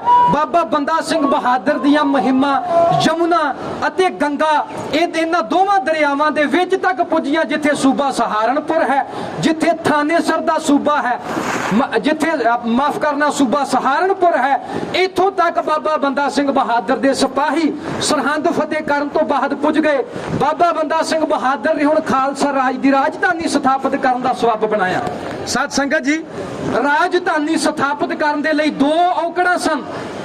ਬਾਬਾ ਬਾਜ ਸਿੰਘ ਨੇ ਸਲਾਹ ਦਿੱਤੀ ਕਿ ਬਾਬਾ ਬੰਦਾ ਸਿੰਘ ਜੀਓ, ਖਾਲਸਾ ਰਾਜ ਦੀ ਰਾਜਧਾਨੀ ਸਰਹੰਦ ਨੂੰ ਬੁਲਾ ਲੈਣਾ ਚਾਹੀਦਾ। ਦੂਰ ਦ੍ਰਿਸ਼ਟੇ ਬਾਬਾ ਬੰਦਾ ਸਿੰਘ ਬਹਾਦਰ ਨੇ ਆਖਿਆ, ਕਹਿੰਦੇ ਸਰਹੰਦ ਦਾ ਇਲਾਕਾ ਮੈਦਾਨੀ ਇਲਾਕਾ ਹੈ, ਜਿਹਦੇ ਕਰਕੇ ਇਹ ਬਾਦਸ਼ਾਹੀ ਫੌਜਾਂ ਦੀ ਮਾਰ ਥੱਲੇ ਜਲਦੀ ਆਵੇਗਾ। ਇਹਦੇ ਕਰਕੇ ਸਰਹੰਦ ਨੂੰ ਰਾਜਧਾਨੀ ਬਣਾਉਣਾ ਮੁਨਾਸਬ ਨਹੀਂ। ਇਸ ਕਰਕੇ ਬਾਬਾ ਬੰਦਾ ਸਿੰਘ ਬਹਾਦਰ ਨੇ ਸਢੌਰੇ ਤੋਂ ਪੂਰਬ ਵਾਲੇ ਪਾਸੇ ਜੋ ਨਾਹਨ ਰਿਆਸਤ ਹੈ, ਪਹਾੜ ਦੀ ਰਿਆਸਤ, ਇਹ ਇਲਾਕਾ ਸਢੌਰੇ ਦੀ ਫਤਿਹਯਾਬੀ ਨਾਲ ਹੀ ਖਾਲਸਾ ਰਾਜ ਦੇ ਅਧੀਨ ਆ ਚੁੱਕਾ ਸੀ। ਬਾਬਾ ਬੰਦਾ ਸਿੰਘ ਬਹਾਦਰ ਦੇ ਅਧੀਨ ਆ ਚੁੱਕਾ ਸੀ। ਬਾਬਾ ਜੀ ਨੇ ਆਖਿਆ, ਕਹਿੰਦੇ 6ਵੇਂ ਸਤਿਗੁਰਾਂ ਤੇ ਚੜ੍ਹਾਈ ਕਰਨ ਵਾਲੇ ਮੁਖਲਿਸ ਖਾਨ ਨੂੰ ਯਾਦ ਕਰੋ। ਉਹਨੇ ਇੱਕ ਮੁਖਲਿਸਗੜ੍ਹ ਕਿਲਾ ਬਣਾਇਆ ਸੀ। ਉਹਨੂੰ ਫਤਿਹ ਕਰਕੇ ਖਾਲਸਾ ਰਾਜ ਦੀ ਰਾਜਧਾਨੀ ਉਹਨੂੰ ਬਣਾਇਆ ਜਾਵੇਗਾ। ਖਾਲਸਾ ਰਾਜ ਦੀ ਰਾਜਧਾਨੀ ਮੁਖਲਸਗੜ੍ਹ ਕਿਲਾ ਬਣੀ। ਕਿਲੇ ਦਾ ਨਾਮ ਲੋਹਗੜ੍ਹ ਰੱਖਿਆ ਗਿਆ। ਇਸੇ ਹੀ ਲੋਹਗੜ੍ਹ ਕਿਲੇ ਤੋਂ ਨਾਨਕਸ਼ਾਹੀ ਸਿੱਕਾ ਜਾਰੀ ਹੋਇਆ। ਇਸੇ ਹੀ ਲੋਹਗੜ੍ਹ ਕਿਲੇ ਤੋਂ ਨਾਨਕਸ਼ਾਹੀ ਮੋਹਰ ਜਾਰੀ ਹੋਈ। ਨਾਨਕਸ਼ਾਹੀ ਸਿੱਕੇ ਉੱਪਰ ਲਿਖਿਆ ਗਿਆ, ਸਿੱਕਾ ਜ਼ਦਬਰ ਹਰ ਦੋ ਆਲਮ ਤੇਗ ਨਾਨਕ ਵਾਹਿਬਸਤ ਫਤਿਹ ਗੋਬਿੰਦ ਸਿੰਘ ਸ਼ਾਹ ਸ਼ਹਾਨ ਫਜ਼ਲ ਸੱਚਾ ਸਾਹਿਬਸਤ। ਇਸ ਮੋਹਰ ਦੇ ਪਿੱਛੇ ਸਿੱਖ ਕੌਮ ਦੀ ਰਾਜਧਾਨੀ ਦੀ ਸਿਫਤ ਲਿਖੀ ਗਈ। ਲਿਖਿਆ ਗਿਆ, ਜ਼ਬਰ ਬਾ ਅਮਾਨ ਦਾਹਿਰ ਮੁਸਵਰਤ ਸ਼ਹਿਰ ਜ਼ੀਨਤ ਤਖਤ ਮੁਬਾਰਕ ਬਖਤ। ਕਿ ਇਹ ਸਿੱਕਾ ਸਤਿਗੁਰਾਂ ਵੱਲੋਂ ਵਰਸਾਈ ਹੋਈ ਧੰਨ ਭਾਗੀ ਰਾਜਧਾਨੀ ਤੇ ਮੁਬਾਰਕ ਸ਼ਹਿਰ ਲੋਹਗੜ੍ਹ ਤੋਂ ਜਾਰੀ ਹੋਇਆ। ਨਾਨਕਸ਼ਾਹੀ ਮੋਹਰ ਜਾਰੀ ਕੀਤੀ ਗਈ, ਜਿਸ ਉੱਪਰ ਲਿਖਿਆ ਅਜ਼ਮਤ ਨਾਨਕ ਗੁਰੂ ਹਮ ਜ਼ਾਹਰੋ ਹਮ ਬਾਤਨ ਅਸਤ। अजमत नानक गुरु हम ज़ाहरो हम बातन अस्त। पादशाह गुरु नानक आप सच्चा साहिब अस्त। इसे ही मोहर दे बाद विच शब्द बदले लिखिया गया, देगो तेगो फतेह नुसरत बेद रंग जाफत अज नानक गुरु गोबिंद सिंह। भाव देग ते तेग दे वाली गुरु नानक पातशाह हन, जिन्हां दी बख्शिश नाल सिख कौम नूं इह राज प्राप्त होया है। इह लोहगढ़ दी राजधानी तो सिख कौम दे पहले नानकशाही सिक्के ਅਤੇ नानकशाही मोहर जो जारी हुई। हुण साध संगत जी, बादशाह बहादुर शाह औरंगजेब ਦਾ ਪੁੱਤਰ ਇਸ ਸਮੇਂ ਦੱਖਣ ਵਿੱਚ ਸੀ। ਦੱਖਣ ਵਿੱਚ ਉਹਨੂੰ 1709 ਤੇ 1710 ਦੇ ਆਰੰਭ ਤੱਕ, 1709 ਦੇ ਅਖੀਰ ਅਤੇ 1710 ਦੇ ਆਰੰਭ ਤੱਕ ਖਾਲਸਾ ਫੌਜ ਦੀਆਂ ਮੁਹਿੰਮਾਂ ਦੀਆਂ ਚਿੱਠੀਆਂ ਪੁੱਜ ਰਹੀਆਂ ਸਨ। ਉਹਨੇ ਦੱਖਣ ਤੋਂ ਕੂਚ ਕੀਤਾ। ਦੱਖਣ ਵਿੱਚ ਉਹ ਆਪਣੇ ਭਰਾ ਤਾਮ ਬਖਸ਼ ਦੀ ਬਗਾਵਤ ਦਬਾਉਣ ਵਾਸਤੇ ਗਿਆ ਸੀ। ਉਹਨੇ ਦੱਖਣ ਤੋਂ ਭਾਰਤ ਦੇ ਉੱਤਰ ਪੂਰਬੀ ਇਲਾਕੇ ਵੱਲ ਕੂਚ ਕੀਤਾ। ਅਜਮੇਰ ਪੁੱਜਾ। ਅਜਮੇਰ ਕਿਉਂ ਪੁੱਜਾ? ਅਜਮੇਰ ਦੇ ਰਾਜਪੂਤ ਰਾਜਾ ਅਜੀਤ ਸਿੰਘ ਨੇ ਅਤੇ ਚਤਰਸਾਲ ਨੇ ਬਗਾਵਤ ਕਰ ਦਿੱਤੀ ਸੀ। ਜਦੋਂ ਉਹ ਅਜਮੇਰ ਪੁੱਜਾ, ਉਹਨੇ ਭਾਂਪਿਆ ਕਿ ਰਾਜਪੂਤਾਂ ਦੀ ਬਗਾਵਤ ਐਡੀ ਖਤਰਨਾਕ ਨਹੀਂ ਜਿੰਨੀ ਖਤਰਨਾਕ ਬਗਾਵਤ ਸਿੱਖਾਂ ਦੀ ਹੈ। ਉਹਨੇ ਰਾਜਪੂਤਾਂ ਨੂੰ ਕੁਝ ਪੁਚਕਾਰ ਕੇ ਖਿਲਤਾਂ ਦੇ ਕੇ ਆਪਣੇ ਵੱਲ ਕਰ ਲਿਆ। ਉਹਨਾਂ ਤੋਂ ਕੁਝ ਖਤਰਾ ਨਾ ਭਾਸਦਿਆਂ ਹੋਇਆਂ ਬਾਦਸ਼ਾਹ ਬਹਾਦਰ ਸ਼ਾਹ ਨੇ ਅਜਮੇਰ ਦੀ ਧਰਤੀ ਤੋਂ ਖਾਲਸਾ ਰਾਜ ਦੇ ਖਾਲਸਾ ਫੌਜਾਂ ਦੇ ਵਿਰੁੱਧ ਮੁਹਿੰਮ ਦਾ ਆਗਾਜ਼ ਕਰ ਦਿੱਤਾ। ਆਪਣੇ ਦਰਬਾਰ ਵਿੱਚ ਖਲੋ ਕੇ ਉਹਨੇ ਆਪਣੀ ਤਲਵਾਰ ਲਹਿਰਾ ਕੇ ਆਖਿਆ, ਕਹਿੰਦਾ ਮੈਂ ਸਿੱਖਾਂ ਦੇ ਵਿਰੁੱਧ ਹਰੇਕ ਮੁਹਿੰਮ ਵਿੱਚ ਜਾਰੀ ਰਹਾਂਗਾ। ਉਹਦੇ ਵਜ਼ੀਰ ਮਨੀਮ ਖਾਨ ਨੇ ਆਖਿਆ, ਕਹਿੰਦਾ ਐਡੇ ਪ੍ਰਤਾਪੀ ਤੇ ਐਡੇ ਵੱਡੇ ਬਾਦਸ਼ਾਹ ਨੂੰ ਸਿੱਖਾਂ ਵਰਗੇ ਤੁਸ਼ ਜਿਹੇ ਬਾਗੀਆਂ ਦੇ ਵਿਰੁੱਧ ਮੁਹਿੰਮ ਦੇ ਵਿੱਚ ਦਾਖਲ ਹੋਣਾ ਸ਼ੋਭਾ ਨਹੀਂ ਦਿੰਦਾ। ਤੁਸੀਂ ਮੈਨੂੰ ਹੁਕਮ ਕਰੋ, ਮੈਂ ਮੁਗਲਿਆ ਬਾਦਸ਼ਾਹ ਦਾ ਵਜ਼ੀਰ ਖਾਨੇ ਖਾਨਾ ਮੁਨੀਮ ਖਾਨ ਸਿੱਖਾਂ ਦੇ ਜਥੇਦਾਰ ਬੰਦਾ ਸਿੰਘ ਬਹਾਦਰ ਨੂੰ ਜਿਉਂਦਾ ਜਾਂ ਮੁਰਦਾ ਫੜ ਕੇ ਲੈ ਕੇ ਆਵਾਂਗਾ। ਬਹਾਦਰ ਸ਼ਾਹ ਨੇ ਇਹ ਆਖਿਆ ਕਿ ਮੈਂ ਸਿੱਖਾਂ ਦੇ ਵਿਰੁੱਧ ਜਿਹੜਾ ਹਰੇਕ ਮੁਹਿੰਮ ਦੇ ਵਿੱਚ ਜਿਹੜਾ ਦਾਖਲ ਰਵਾਂਗਾ, ਹਰੇਕ ਮੁਹਿੰਮ ਦੀ ਵਾਗਡੋਰ ਮੇਰੇ ਹੱਥ ਵਿੱਚ ਰਵੇਗੀ। ਅਜਮੇਰ ਤੋਂ ਮਈ ਤੇ ਜੂਨ ਮਹੀਨੇ ਦੇ ਕਰੀਬ ਬਾਦਸ਼ਾਹ ਬਹਾਦਰ ਸ਼ਾਹ, ਦਿੱਲੀ ਦਾ ਬਾਦਸ਼ਾਹ ਬਹਾਦਰ ਸ਼ਾਹ ਚੱਲਿਆ। ਉਹਦੇ ਕੋਲ ਚਿੱਠੀਆਂ ਪੁੱਜੀਆਂ। ਰੋਹਤਾਸ ਦੇ ਹਾਕਮ ਨੇ ਚਿੱਠੀ ਭੇਜੀ ਕਿ ਵਜ਼ੀਰ ਖਾਨ ਮਾਰਿਆ ਗਿਆ। ਉਹਨੇ ਦੁੱਖ ਦਾ ਪ੍ਰਗਟਾਵਾ ਕੀਤਾ।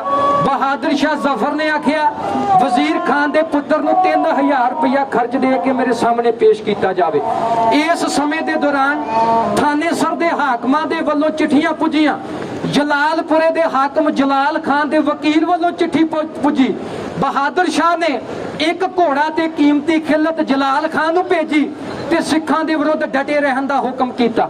ਸ਼ਮਸ਼ ਖਾਨ ਦਵਾਬੇ ਦਾ ਹਾਕਮ ਸੀ। ਉਹਨੂੰ ਇੱਕ ਖਿਲਤ ਦੇ ਘੋੜਾ ਬਹਾਦਰ ਸ਼ਾਹ ਨੇ ਭੇਜਿਆ ਤੇ ਡਟੇ ਰਹਿਣ ਦਾ ਹੁਕਮ ਦਿੱਤਾ। ਦਵਾਬਾ, ਥਾਨੇਸਰ ਤੇ ਮਾਝੇ ਦੇ ਵਿੱਚ ਸਿੱਖਾਂ ਦੇ ਘੋੜੇ ਮਾਰੋ ਮਾਰ ਕਰਦੇ ਫਿਰ ਰਹੇ ਸਨ। ਤੁਰਦਿਆਂ ਤੁਰਦਿਆਂ ਬਾਦਸ਼ਾਹ ਬਹਾਦਰ ਸ਼ਾਹ ਜੂਨ, ਜੁਲਾਈ, ਅਗਸਤ, ਸਤੰਬਰ, ਅਕਤੂਬਰ ਤੱਕ ਐਨ ਕਰਨਾਲ ਤੋਂ ਹੁੰਦਾ ਹੋਇਆ ਪਿੰਡ ਉਮਲਾ ਤੋਂ ਹੁੰਦਾ ਹੋਇਆ ਸ਼ਾਹਬਾਦ ਤੇ ਮੁਸਤਫਾਬਾਦ ਸਾਥਾਣੀ ਹੁੰਦਾ ਹੋਇਆ ਬਾਦਸ਼ਾਹ ਬਹਾਦਰ ਸ਼ਾਹ ਸਢੌਰੇ ਪੁੱਜਾ। ਇਸ ਸਮੇਂ ਤੱਕ बादशाह बहादुर शाह ने अपने वड्डे वड्डे जरनैल अमीन खान चीन बहादुर, अपने वड्डे वड्डे जरनैल फिरोज खान मेवाती, रुस्तम दिल खान बहादुर, थानेसर दे हाकम शमश खां, जलालपुरे दे हाकम जलाल खां, अपने वजीर मुनीम खां ते मुनीम खां दे पुत्र महाबत खां, इन्हां दे तहत बाबा बंदा सिंह बहादुर ते उन्हां दे सिपाहियां दे कोलों सरहंद तक दा इलाका खाली करवा लिया सी। जदों बादशाह सढौरे पुज्जा ते बादशाह नूं पता लगा कि 3000 सिंघां दी टुकड़ी सरहंद बैठी है। उन्हें अपने जरनैलां नूं अपनी फौज नूं हुक्म दिता कि इन्हां नूं सरहंद तो कढ दिता जावे। गहगा च लड़ाई हुई, 300 सिंघां दे सिर नेजियां ते टंग के हुकूमत दे सिपाहियां ने बादशाह दे पेश कीते। कुछ तीर, कुछ कमाना, एक तोप बादशाह दे सामने पेश कीती। पेश करन वालियां नूं बादशाह बहादुर शाह ने चंगियां खिलतां दे के नवाजिया। हुण बहादुर शाह सढौरे बैठा, साध संगत जी, बादशाह बहादुर शाह सढौरे बैठा, ओदे कोल 300 सिंघां दे सिर पुजे ने। ओ खुश होया, ओने मुहिम नूं होर खोलन दा जिहड़ा सद्दा दे दिता। इस समय दे दौरान सरहंद तो हट के बहुत सारे सिंह खालसा राज दी राजधानी लोहगढ़ विच बैठ चुके सन। दूसरे पासे थानेसर दे विच बाबा बंदा सिंह बहादुर ते बाबा बनोहत सिंह ते होर खालसा फौज दे वड्डे वड्डे जरनैल थानेसर दे इलाके तो हट के बाबा बंदा सिंह बहादुर समेत किला लोहगढ़ दे विच पहुंच चुके सन। बाबा बंदा सिंह बहादुर खुद अपने सिपाहियां दी अगवाई हुण किला लोहगढ़ विच कर रहा सी। बादशाह बहादुर शाह नूं खबर पुजी कि सिखां दा बागी जथेदार लोहगढ़ दे इस किले विच है। बहादुर शाह ने शब्द वरतिया मुखलिसगढ़ किला। सढौरे अपने मुकाम ते बैठा, 300 सिंघां दे सिर जिन्हां ने हाजिर कीते, उन्हां दे एक सिपाही ने बादशाह बहादुर शाह नूं खालसा राज दी मोहर भेंट कीती। उन्हें बादशाह बहादुर शाह दे सामने खलो के आख्या, कहंदा बादशाह ये सिखों ने जिन्हां दा जन्म 2.5 सदी पहला होया, गुरु नानक दे वल्लों चलाया होया है फिरका, अज एक जंगी शक्ति बन चुका है। आ देखो इन्हां सिखां दे वल्लों चलाई हुई एक मोहर है जिहदे उत्ते इन्हां ने अपने गुरु दा नाम उकरिया होया है। इन्हां ने तुहाडी रीस ते एक खालसा सम्मत भी जारी कीता है। ये बादशाहां दी बराबरी करदे ने। खालसा राज दी मोहर देख के ओदे उपर पड़े, ओदे उपर उकरे हुए फारसी दे लफज देगो तेगो फतेह, नुसरत बेद रंग, जाफत अज नानक, गुरु गोबिंद सिंह आदि शब्द पढ़ के बादशाह बहादुर शाह दी अखां विचों खून खोल आया। अपने तखत तो उठिया, बादशाही कंपू दे विच अपने जरनैल जिन्ने भी सन उन्हां तो अलावा अपनियां फौजां दे आला जरनैलां दा एक इकट्ठ सद लिया। अपने फौजी कैंप दे विच अपनी तलवार बेम्यान करके बादशाह बहादुर शाह जफर ने सढौरे तो पूर्व वाले पासे किला लोहगढ़ वाल नूं हथ कीता। उन्हें आख्या, कहंदा गाजियो तुसी संतान हो हजरत अली दी, तुसी संतान हो हजरत मोहम्मद मुस्तफा सल्लल्लाहु अलैहि वसल्लम दी, तुसी औलाद हो तारिक बिन जियाद दी, तुसी वंशज हो चंगेज खान दे जिन्हें अद्धी दुनिया ते राज कीता। कहंदा तुसी वंशज हो तैमूर दे जिन्हें किसी समय हिंदुस्तान फतेह कीता। कहंदा तुसी वंशज हो खालिद इबन वलीद दे, तुसी वंशज हो उन्हां दे जिन्हां दी अज यूरोप तो लैके एशिया तक धाक पई हुई है। ये 2.5 सदी पहला पैदा हुए सिख तुहाडे तो काबू नहीं आ रहे। सारे जरनैलां ने नीवियां पा लईयां। खालसा राज दी राजधानी लोहगढ़ वाल नूं हथ करके ते अपने जरनैलां वल नूं मूंह करके खालसा राज दे विरुद्ध एक वड्डी मुहिम चढ़न वास्ते बादशाह बहादुर शाह अपने जरनैलां नूं बादशाही कंपू विच बैठा होया इउं वंगा है।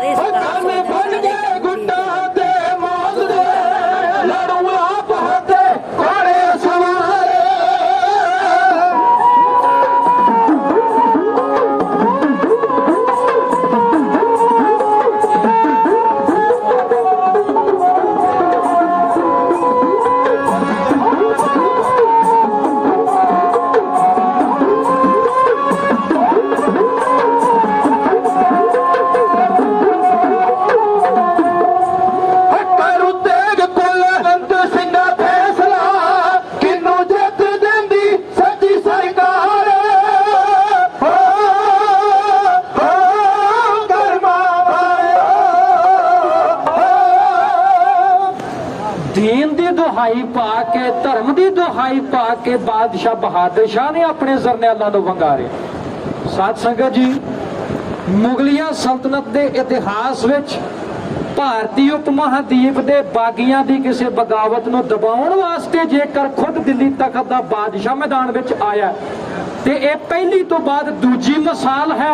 ये तो पहला बादशाह औरंगजेब जो आनंदपुर साहब के घेरे तो लैके चमकौर साहब की गढ़ी तक ਅਤੇ चमकौर साहब की गढ़ी तो बाद मुक्तसर साहब के युद्ध तक गुरु गोबिंद सिंह कलगीधर सच्चे पातशाह महाराज जी के विरुद्ध चढ़िया हुई मुहिमां की सारी निगरानी बादशाह औरंगजेब आप करता रहा। एक इतिहासक स्रोत तो पता लगता कहते जो चमकौर साहब का घेरा पिया ते चमकौर साहब तो पूर्वी पासे वाल 15-20 किलोमीटर ते एक पिंड है सलोह पिंड। इस सलोह पिंड का एक काजी सी जो गुरु गोबिंद सिंह महाराज जी के दरबार विच फारसी का उस्ताद सी।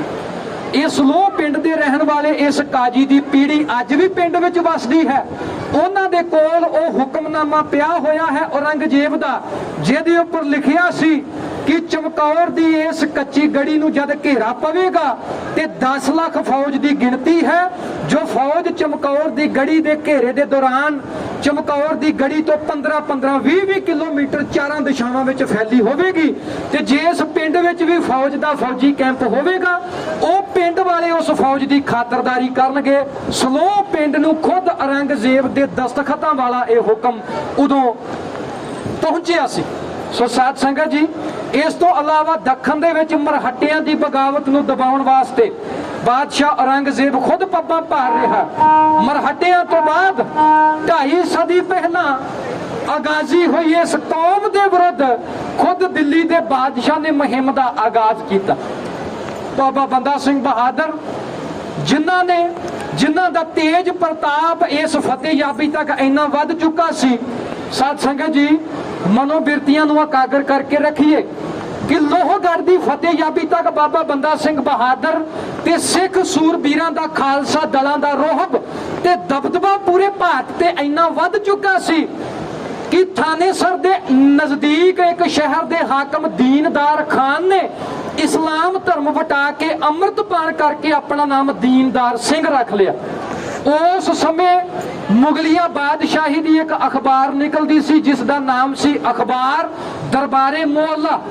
सरहंद दे इलाके का रहन वाला मीर नसीर खान जो अखबार दरबारे मोहल्ला का संपादक सी, जदों उन्हें खालसा दलों के किरदार के किस्से सुने, जदों उन्हें खबरसानी करदे होया बाबा बंदा सिंह बहादुर की बहादुरी दे जौहर दे किस्से सुने तो वह मीर नसीर खान तो नसीर सिंह बन गया। इस तरह मुसलमान ते हिंदू जो सिंह बने। लोहगढ़ की जंग तक लोहगढ़ के किले के उपर हमला करन तो पहला बादशाह बहादुर शाह ने एक वड्डा फरमान अपनी फौज दे विच जारी करवाया। उन्होंने डर सी कि किते मुगलिया सल्तनत के तख्ते नूं पलटन वास्ते सिख किते हिंदुआं दा भेस वटा के फौज विच ना दाखिल हो गए होण, जिहदे करके बहादुर शाह ने सारी फौज नूं यह हुक्म कर दिता कि इस फौज दे विच जिन्ने भी ਜਾਂ सरकारी दफ्तरां दे विच जिन्ने भी हिंदू ने जिन्हां ने केस ते दाड़े रखे ने अपने केस ते दाड़े कटवा लैन। हिंदुआं ने उस समय खुशी खुशी नाल अपनी जान नूं बचाउण वास्ते अपने दाड़े ते अपने केस कतल करवा दिते। जिन्हां हिंदुआं ने सुहप्पण वास्ते दाड़े रखे सन उन्हां ने दाड़े कटवा दिते।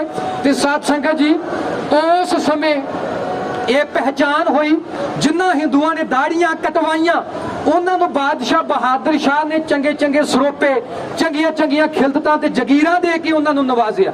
हुण पहचान हो गई कि फौज दे विच कोई भी सिख बगावत करता नहीं है।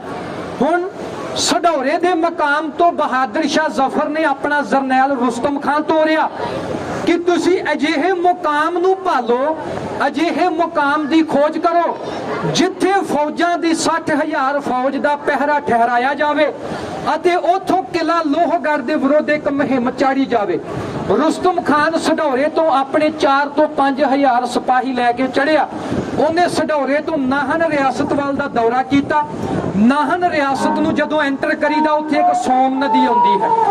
इस सोम नदी के कंढे दे उत्ते जरनैल रुस्तम खान बहादुर ने अपना कैंप स्थापित कर लिया। बहादुर शाह के हुक्म के नाल रुस्तम खान 22 नवंबर ਨੂੰ सढौरे तो ਚੱਲਿਆ। 22 नवंबर तो लैके 24 नवंबर तक रुस्तम खान सोम नदी के कंढे ते रहा, देख रेख करता रहा कि किते सिखां दे मोर्चे सोम नदी के कंढे उपर तैनात ना होण। इस तो अलावा उस समय औरंगजेब के पुत्र बहादुर शाह का वजीर जिसका इतिहास दे विच नाम आया खाने खाना मुनीम खान। मुनीम खान ते इहदा पुत्र मुहाबत खान। इस तो अलावा बहादुर शाह जफर के तिने शहजादे शहजादा रफीउ शान, शहजादा जहान शाह ते शहजादा अजीमू शान, ये तिने शहजादे बाबा बंदा सिंह बहादुर के विरुद्ध फौजा चढ़न वास्ते सढौरे के मकाम विच तैनात सन। हुण रुस्तम खान तो सोम नदी के कंढे चला गया। मुहाबत खान ते वजीर मुनीम खान ये बादशाह बहादुर शाह की राखी वास्ते सढौरे के मकाम ते रहे। हुण रुस्तम खान ने सोम नदी तो एक चिट्ठी भेजी कि 28 या 29 नवंबर नूं जिन्नी भी फौज है, जिन्ने भी जरनैल ने सढौरे तो सोम नदी के कंढे ते लियाए जान, क्योंकि सोम नदी का कंढा ही अजिहा थां है जिथों लोहगढ़ के किले नूं कस के घेरा पाया जा सकता है। साध संगत जी, बादशाह बहादुर शाह ने अपने जरनैलों नूं चिट्ठियां लिखियां। ਉਹਦੇ ਕੋਲ ਪਹਿਲਾਂ ही ਵੱਡੇ ਵੱਡੇ जरनैल सन। इस तो अलावा उन्हें फिरोज खान मेवाती, इस्लाम खान नूं, इस तो अलावा राजपुताने दे रहन वाले हिंदू रजवाड़े जिन्हां दे विचों बंदेल रियासत दा अजीत सिंह बंदेलिया ते चतुरसाल बंदेलिया, ये दोवें हिंदू किते ये ना समझ लेना कि खालसा फौजां दीयां जंगां सिर्फ मुगलों के नाल ही होईयां, सिर्फ मुसलमानों के नाल ही होईयां। गुरु गोबिंद सिंह महाराज दे पहले युद्ध जो होए वो पहाड़ी राजियां दे नाल होए सी। भंगाणी दा युद्ध कहलूर रियासत दा हिंदू राजा भीमचंद सी। नाहन नदौण दा युद्ध भी हिंदू राजियां दे नाल होया। ईवन जो आनंदपुर साहब नूं 7 महीने घेरा पिया रहा, ਉਹਦੇ ਵਿੱਚ भी पहाड़ ਦੀਆਂ 22 रियासतां दे विचों 20 रियासतां आनंदपुर साहब दे घेरे दे विच कायम सन। सो साध संगत जी, बादशाह बहादुर शाह ने इस तो अलावा राजपुताने दे अजीत सिंह बंदेले ते चतुरसाल बंदेले नूं भी चिट्ठियां लिख के उन्हां दी हिंदू फौज नूं सढौरे दे मुकाम ते बुला लिया। हुण 28 नवंबर नूं भारी गिणती दे विच फौज जिहदी गिणती 60,000 सी, 60,000 दी गिणती दे विच फौज ते बेअंत जंगी समान जिहदे विच तोपां की, बंदूकां की, रहकले की ते जहाद दे नाम ते इकट्ठे होए रंगड़ गुज्जर इतिहाद सढौरे तो लोहगढ़ दे किले वाल नूं पियाना होए, जिथे बाबा बंदा सिंह बहादुर अपने सिपाहियां दे नाल बैठे हुए सन। 29 नवंबर नूं सोम नदी के कंढे उपर पड़ाव कर लिया गया। 30 नवंबर का दिन चढ़िया, बहादुर शाह ने हुक्म कर दिता कि लोहगढ़ के किले नूं कस के घेरा पा लिया जाए, अजिहा घेरा तैनात किया जाए कोई भी सिख जिउंदा इस किले दे विचों बच के निकल ना सके। साध संगत जी, 30 नवंबर नूं जदों घेरा पाया गया ते बादशाह बहादुर शाह जफर दे वजीर मुनीम खान ने उहदे दिल विच गल सी कि मैं सब तो पहला सिखां दे विरुद्ध अपनी मुहिम चाड़ के बादशाह दीयां नज़रां दे विच मकबूल हो के मैं अपने आप नूं एक अहलेकार साबित करना चाहुंदा, अपने आप नूं एक अहल हाकम ते वजीर साबित करना चाहुंदा। मुनीम खान ने एक लिखती चिट्ठी लई ते बहादुर शाह दे सामने पेश की कि जेकर दिल्ली दे बादशाह बहादुर शाह दा हुक्म होवे ते मैं अपने अधीन आउंदी हुई फौज नूं लैके किला लोहगढ़ दी कुछ देख रेख देखण जाना चाहुंदा, मैं अपनी फौज लैके लोहगढ़ दे किले दा जायजा लेना चाहुंदा। साध संगत जी, ये 60,000 फौज 2 हिस्सिਆਂ दे विच वंडी हुई सी। एक खब्बा हिस्सा सी, एक सज्जा हिस्सा सी। खब्बे हिस्से वाले पासे शहजादा अजीमू शान ते ओदा साथ दे रहा सी अजीत सिंह बंदेला ते ओदे नाल सी इस्लाम खान ते मुमालुल जेड़ा बखत ਇਹਦੇ ਅਧੀਨ ਆਉਣ ਵਾਲੀ ਫੌਜ ਸ਼ਹਿਜ਼ਾਦਾ ਅਜ਼ੀਮੁਲ ਸ਼ਾਨ ਦੀ ਤਹਿਤ ਸੀ। ਖੱਬੇ ਪਾਸੇ ਖੁਦ ਵਜ਼ੀਰ ਮਨੀਮ ਖਾਨ ਤੇ ਉਹਦਾ ਪੁੱਤਰ ਮੁਹਾਬਤ ਖਾਨ, ਇਹਦਾ ਸਾਥ ਦੇ ਰਿਹਾ ਸੀ ਰੁਸਤਮ ਖਾਨ, ਇਸਲਾਮ ਖਾਨ, ਸ਼ਹਿਜ਼ਾਦਾ ਰਫੀਉ ਸ਼ਾਨ, ਸ਼ਹਿਜ਼ਾਦਾ ਜਹਾਨ ਸ਼ਾਹ। ਇਹ ਵੱਡੇ ਵੱਡੇ ਜਰਨੈਲ ਸੱਜੇ ਪਾਸੇ ਵਾਲੀ ਫੌਜ ਦੀ ਰਹਿਨੁਮਾਈ ਕਰ ਰਹੇ ਸਨ। ਵਜ਼ੀਰ ਮਨੀਮ ਖਾਨ ਨੇ ਇਜਾਜ਼ਤ ਮੰਗੀ ਕਿ ਮੈਂ ਲੋਹਗੜ੍ਹ ਕਿਲੇ ਦਾ ਜੋ ਜਾਇਜ਼ਾ ਲੈਣਾ ਚਾਹੁੰਦਾ, ਪਰ ਬਾਦਸ਼ਾਹ ਬਹਾਦਰ ਸ਼ਾਹ ਸਿੱਖਾਂ ਤੋਂ ਇੰਨਾ ਖੌਫਜ਼ਦਾ ਸੀ, ਇੰਨਾ ਡਰਿਆ ਹੋਇਆ ਸੀ, ਉਹਨੇ ਵਜ਼ੀਰ ਮਨੀਮ ਖਾਨ ਨੂੰ ਹਮਲਾ ਕਰਨ ਤੋਂ ਪਹਿਲਾਂ ਜਾਂ ਜਾਇਜ਼ਾ ਲੈਣ ਤੋਂ ਪਹਿਲਾਂ ਇਹ ਹਦਾਇਤ ਕੀਤੀ, ਇਹ ਸਖਤ ਤਾੜਨਾ ਕੀਤੀ ਕਿ ਤੁਸੀਂ ਕਿਲੇ ਦਾ ਜਾਇਜ਼ਾ ਲੈਣਾ ਚਾਹੁੰਦੇ ਹੋ, ਬੇਸਦਕੇ ਲਵੋ, ਜੀ ਸਦਕੇ ਲਵੋ, ਪਰ ਜਿੰਨਾ ਚਿਰ ਮੈਂ ਹੁਕਮ ਨਾ ਕਰਾਂ ਉਹਨਾਂ ਚਿਰ ਕਿਲੇ ਦੇ ਉੱਪਰ ਹਮਲਾ ਨਾ ਕੀਤਾ ਜਾਵੇ।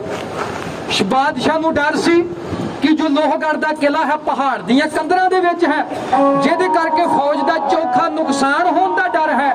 ਪਰ ਸ਼ਹਿਜ਼ਾਦਾ ਮਨੀਮ ਖਾਨ, ਪਰ ਜੋ ਵਜ਼ੀਰ ਮਨੀਮ ਖਾਨ ਸੀ, ਉਹ ਬਾਦਸ਼ਾਹ ਦੇ ਕੋਲੋਂ ਇਜਾਜ਼ਤ ਲੈ ਕੇ ਜਾਣਾ ਚਾਹੁੰਦਾ ਸੀ। ਹੁਣ ਜਦੋਂ ਦੇਖਿਆ ਮਨੀਮ ਖਾਨ ਵੀ ਕਾਲਾ ਪੈ ਰਿਹਾ, ਉਧਰਲੇ ਬੰਨੇ ਰੁਸਤਮ ਖਾਨ ਤੇ ਵੱਡੇ ਵੱਡੇ ਜਰਨੈਲ ਲੋਹਗੜ੍ਹ ਦੇ ਕਿਲੇ ਨੂੰ ਘੇਰ ਕੇ ਬੈਠੇ ਨੇ। ਲੋਹਗੜ੍ਹ ਦੇ ਕਿਲੇ ਦੇ ਵਿੱਚ ਬੈਠੇ ਹੋਏ ਬਾਬਾ ਬੰਦਾ ਸਿੰਘ ਬਹਾਦਰ ਨੇ ਉੱਚੀ ਬਾਹੀ ਦੇ ਉੱਪਰ ਚੜ੍ਹ ਕੇ ਲੋਹਗੜ੍ਹ ਦੇ ਕਿਲੇ ਦੇ ਬਾਹਰ ਬੈਠੀ ਹੋਈ ਫੌਜ ਦਾ ਜਾਇਜ਼ਾ ਲਿਆ। ਜਦੋਂ ਦੇਖਿਆ ਕਿ 60,000 ਫੌਜ ਵੱਡੇ ਜੰਗੀ ਸਮਿਆਨ ਨਾਲ ਬੈਠੀ ਹੈ, ਬਾਬਾ ਬੰਦਾ ਸਿੰਘ ਬਹਾਦਰ ਦੇ ਦਿਮਾਗ ਵਿੱਚ ਉਹ ਮੰਜ਼ਰ ਘੁੰਮਿਆ ਜਦੋਂ ਚਮਕੌਰ ਸਾਹਿਬ ਦੀ ਗੜੀ ਦੇ ਵਿੱਚ 40 ਸਿੰਘ ਸਨ ਤੇ ਬਾਹਰ 10 ਲੱਖ ਮੁਲਖਈਏ ਦਾ ਘੇਰਾ ਸੀ। ਜਦੋਂ ਬਾਬਾ ਬੰਦਾ ਸਿੰਘ ਬਹਾਦਰ ਉੱਚੀ ਬਾਹੀ ਤੋਂ ਉਤਰ ਕੇ ਕਿਲਾ ਲੋਹਗੜ੍ਹ ਦੇ ਵਿੱਚ ਸਿਪਾਹੀਆਂ ਦੇ ਸਾਹਮਣੇ ਆਏ, ਬਾਬਾ ਬੰਦਾ ਸਿੰਘ ਬਹਾਦਰ ਦੇ ਚਿਹਰੇ ਦੇ ਉੱਤੇ ਇੱਕ ਜਿੱਤ ਵਾਲੀ ਮੁਸਕਾਨ ਸੀ, ਇੱਕ ਜੰਗੀ ਮੁਸਕਾਨ ਸੀ। ਬਾਬਾ ਬਾਜ ਸਿੰਘ ਨੇ ਪੁੱਛਿਆ, ਬਾਬਾ ਜੀ ਮੁਸਕਰਾਹਟ ਦਾ ਕਾਰਨ ਕੀ ਹੈ? ਬਾਬਾ ਜੀ ਨੇ ਆਖਿਆ, ਕਹਿੰਦਾ 60,000 ਕੱਚੇ ਪਿੱਲੇ ਸਾਡਾ ਇੰਤਜ਼ਾਰ ਕਰ ਰਹੇ ਨੇ। ਆਪਣੀ ਸ਼੍ਰੀ ਸਾਹਿਬ ਦੇ ਮੁੱਠੇ ਨੂੰ ਹੱਥ ਪਾ ਕੇ ਬਾਬਾ ਬੰਦਾ ਸਿੰਘ ਬਹਾਦਰ ਨੇ ਖਾਲਸਾ ਦਲਾਂ ਨੂੰ ਵੰਗਾਰਿਆ। ਗਰਜਵੀਂ ਆਵਾਜ਼ ਵਿੱਚ ਆਖਿਆ, ਕਹਿੰਦੇ ਖਾਲਸਾ ਜੀ ਯਾਦ ਕਰੋ, ਸਾਹਿਬਜ਼ਾਦਾ ਅਜੀਤ ਸਿੰਘ ਦੇ ਨਾਲ 5 ਜਥੇਦਾਰ ਸਨ ਜਿਨ੍ਹਾਂ ਨੇ 10 ਲੱਖ ਵੈਰੀਆਂ ਦੇ ਨਾਲ ਲੋਹਾ ਲੈ ਕੇ ਜਾਮੇ ਸ਼ਹਾਦਤ ਪੀਤਾ ਸੀ। ਅੱਜ ਹਜ਼ਾਰਾਂ ਦੀ ਗਿਣਤੀ ਦੇ ਵਿੱਚ ਸਾਡੇ ਸਾਹਮਣੇ ਮੁਲਖਈਆ ਆਪਣੀ ਸ਼੍ਰੀ ਸਾਹਿਬ ਦੇ ਮੁੱਠੇ ਉੱਪਰ ਹੱਥ ਰੱਖ ਕੇ ਖਾਲਸਾ ਦਲ ਦਾ ਜਥੇਦਾਰ, ਕੌਮ ਦਾ ਪਹਿਲਾ ਬਾਦਸ਼ਾਹ ਬਾਬਾ ਬੰਦਾ ਸਿੰਘ ਬਹਾਦਰ ਸਿੱਖ ਯੋਧਿਆਂ ਨੂੰ ਇਉਂ ਵੰਗਾਰ ਰਿਹਾ।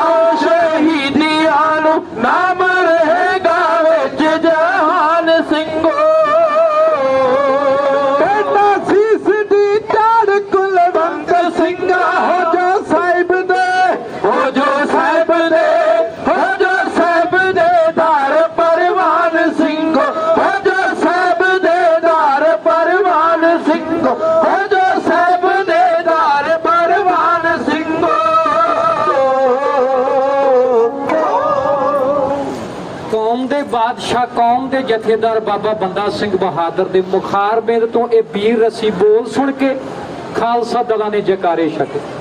ਖਾਲਸਾ ਦਲਾਂ ਦੇ ਜੈਕਾਰਿਆਂ ਦੇ ਨਾਲ ਸਿੱਖ ਕੌਮ ਦੀ ਪਹਿਲੀ ਰਾਜਧਾਨੀ ਕਿਲਾ ਲੋਹਗੜ੍ਹ ਦੀ ਪਹਾੜੀ ਗੂੰਜ ਉੱਠੀ। ਜ਼ਮੀਨ ਅਤੇ ਅਸਮਾਨ ਦੇ ਵਿਚਕਾਰਲਾ ਪਾੜ ਗੂੰਜ ਉੱਠਿਆ। ਦੁਸ਼ਮਣ ਦਲਾਂ ਦੇ ਦਿਲਾਂ ਵਿੱਚ ਦਹਿਲ ਮਚ ਗਿਆ। ਸੋ ਸਾਧ ਸੰਗਤ ਜੀ, ਬਾਬਾ ਬੰਦਾ ਸਿੰਘ ਬਹਾਦਰ ਦੀ ਇਸ ਤਕਰੀਰ ਦਾ ਖਾਲਸਾ ਦਲਾਂ ਦੇ ਉੱਪਰ ਅਥਾਹ ਅਸਰ ਹੋਇਆ।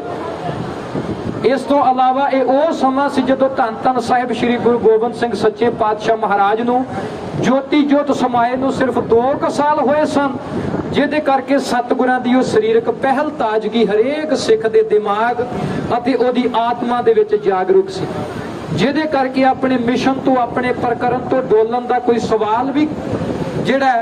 ਸਵਾਲ ਵੀ ਪੈਦਾ ਨਹੀਂ ਸੀ ਹੁੰਦਾ। ਬਾਬਾ ਬੰਦਾ ਸਿੰਘ ਬਹਾਦਰ ਚਾਹੁੰਦੇ ਤਾਂ ਜਿੰਨੀ ਕੁ ਰਿਆਸਤ ਰਿਆੜਕੀ ਤੋਂ ਲੈ ਕੇ ਸਰਹੰਦ ਤੋਂ ਲੈ ਕੇ ਕਰਨਾਲ ਤੋਂ ਇਧਰ ਥਾਨੇਸਰ ਤੇ ਗੰਗਾ ਜਮੁਨਾ ਦੇ ਦਬਾਬ ਤੱਕ ਜਿੰਨੀ ਕੁ ਛੋਟੀ ਜਿਹੀ ਰਿਆਸਤ ਬਾਬਾ ਜੀ ਨੇ ਕਾਇਮ ਕਰ ਲਈ ਸੀ, ਜੇਕਰ ਉਹ ਚਾਹੁੰਦੇ ਤੇ ਮੁਗਲਾਂ ਦੇ ਅਧੀਨ ਰਹਿ ਕੇ ਚੰਗਾ ਜੀਵਨ ਰਾਜਸੀ ਠਾਠ ਬਾਠ ਵਾਲਾ ਜੀਵਨ ਬਤੀਤ ਕਰ ਸਕਦੇ ਸਨ। ਪਰ ਫਰਕ ਤਾਂ ਫਿਰ ਉਹੀ ਰਹਿਣਾ ਸੀ, ਜਿਸ ਜ਼ਗੀਰਦਾਰੀ ਸਿਸਟਮ ਦੇ ਵਿੱਚ ਮੁਗਲਾਂ ਨੇ ਦੇਸ਼ ਦੇ ਹਲਵਾਹਕ ਕਿਸਾਨਾਂ ਨੂੰ ਅਤੇ ਇਸ ਦੇਸ਼ ਦੇ ਮਜ਼ਲੂਮਾਂ ਨੂੰ ਦੜੜ ਕੇ ਰੱਖਿਆ ਹੋਇਆ ਸੀ। ਇਹ ਜ਼ਗੀਰਦਾਰੀ ਸਿਸਟਮ ਜਿਸ ਨੂੰ ਬਾਬਾ ਬੰਦਾ ਸਿੰਘ ਬਹਾਦਰ ਨੇ ਜੜ ਤੋਂ ਪੁੱਟ ਕੇ ਰੱਖ ਦਿੱਤਾ। ਸਮਾਣੇ ਸਢੌਰੇ ਤੇ ਸਰਹੰਦ ਦੀ ਫਤਿਹ ਤੋਂ ਬਾਅਦ ਜ਼ਗੀਰਦਾਰਾਂ ਦੀ ਨੱਕ ਵਿੱਚ ਨਕੇਲ ਪਾ ਕੇ ਉਹਨਾਂ ਦੇ ਕੋਲੋਂ ਜ਼ਮੀਨਾਂ ਮੁਜ਼ਾਹਰਿਆਂ ਨੂੰ ਦਵਾਈਆਂ। ਜਿਹੜੇ ਕਿਸਾਨ ਸਨ, ਜਿਹੜੇ ਹਲਵਾਹਕ ਸਨ, ਉਹਨਾਂ ਨੂੰ ਭੋਏ ਦੇ ਮਾਲਕ ਬਣਾ ਦਿੱਤਾ। ਫਿਰ ਇਹ ਗੱਲ ਨਹੀਂ ਸੀ ਵਾਪਰਨੀ। ਤੇ ਮੇਰੀ ਸੰਗਤ ਦੇ ਚਰਨਾਂ ਵਿੱਚ ਬੇਨਤੀ ਹੈ ਕਿ ਜਦੋਂ ਕਿਤੇ ਸਾਉਣੀ ਤੇ ਹਾੜੀ ਦੀ ਫਸਲ ਆਉਂਦੀ ਹੈ, ਉਹ ਕੌਮ ਦੇ ਪਹਿਲੇ ਬਾਦਸ਼ਾਹ ਕੌਮ ਦੇ ਜਥੇਦਾਰ ਬਾਬਾ ਬੰਦਾ ਸਿੰਘ ਬਹਾਦਰ ਨੂੰ ਜ਼ਰੂਰ ਯਾਦ ਕਰਿਆ ਕਰੀਏ। ਸਾਉਣੀ ਅਤੇ ਹਾੜੀ ਦੇ ਵਿੱਚੋਂ ਕੁਝ ਹਿੱਸਾ ਕੱਢ ਕੇ ਬਾਬਾ ਜੀ ਦੇ ਨਾਮ ਦਾ ਕੜਾਹ ਪ੍ਰਸ਼ਾਦ ਹੀ ਘੱਟੋ ਘੱਟ ਜ਼ਰੂਰ ਕਰਵਾ ਦਿਆ ਕਰੀਏ, ਜਿਨ੍ਹਾਂ ਦੀ ਬਦੌਲਤ ਅੱਜ ਅਸੀਂ ਜ਼ਮੀਨਾਂ ਦੇ ਮਾਲਕ ਹਾਂ, ਜਿਨ੍ਹਾਂ ਦੀ ਬਦੌਲਤ ਅੱਜ ਪੰਜਾਬ ਦਾ ਕਿਸਾਨ ਬੰਗਾਲ ਤੇ ਬਿਹਾਰ ਦੇ ਕਿਸਾਨਾਂ ਨਾਲੋਂ ਕਿਤੇ ਵੱਧ ਸੁਰਖਰੂ ਹੈ, ਕਿਤੇ ਵੱਧ ਖੁਸ਼ਹਾਲ ਹੈ। ਆ ਪਿੱਛੇ ਜੇ ਜਿਹੜੇ ਆ ਕਿਸਾਨੀ ਆਰਡੀਨੈਂਸ ਆਏ ਸਨ ਕਿ ਜਿਹੜੇ MSP ਖਤਮ ਕਰਨ ਦੇ, ਕਿ ਜਿਹੜਾ ਮੰਡੀਕਰਨ ਤੇ MSP ਨੂੰ ਖਤਮ ਕਰਨ ਦੇ ਜਿਹੜੇ ਆਰਡੀਨੈਂਸ ਆਏ ਸਨ, ਜਿਹੜੇ ਬਾਅਦ ਵਿੱਚ ਐਕਟ ਬਣ ਗਏ, ਕਾਨੂੰਨ ਬਣ ਗਏ, ਜਿਨ੍ਹਾਂ ਨੂੰ ਵਾਪਸ ਦਿਵਾਉਣ ਦੇ ਵਿੱਚ 1 ਸਾਲ ਤੋਂ ਵੱਧ ਦਾ ਸਮਾਂ ਦਿੱਲੀ ਦੇ ਬਾਰਡਰ ਉੱਪਰ ਬੈਠਣਾ ਪਿਆ।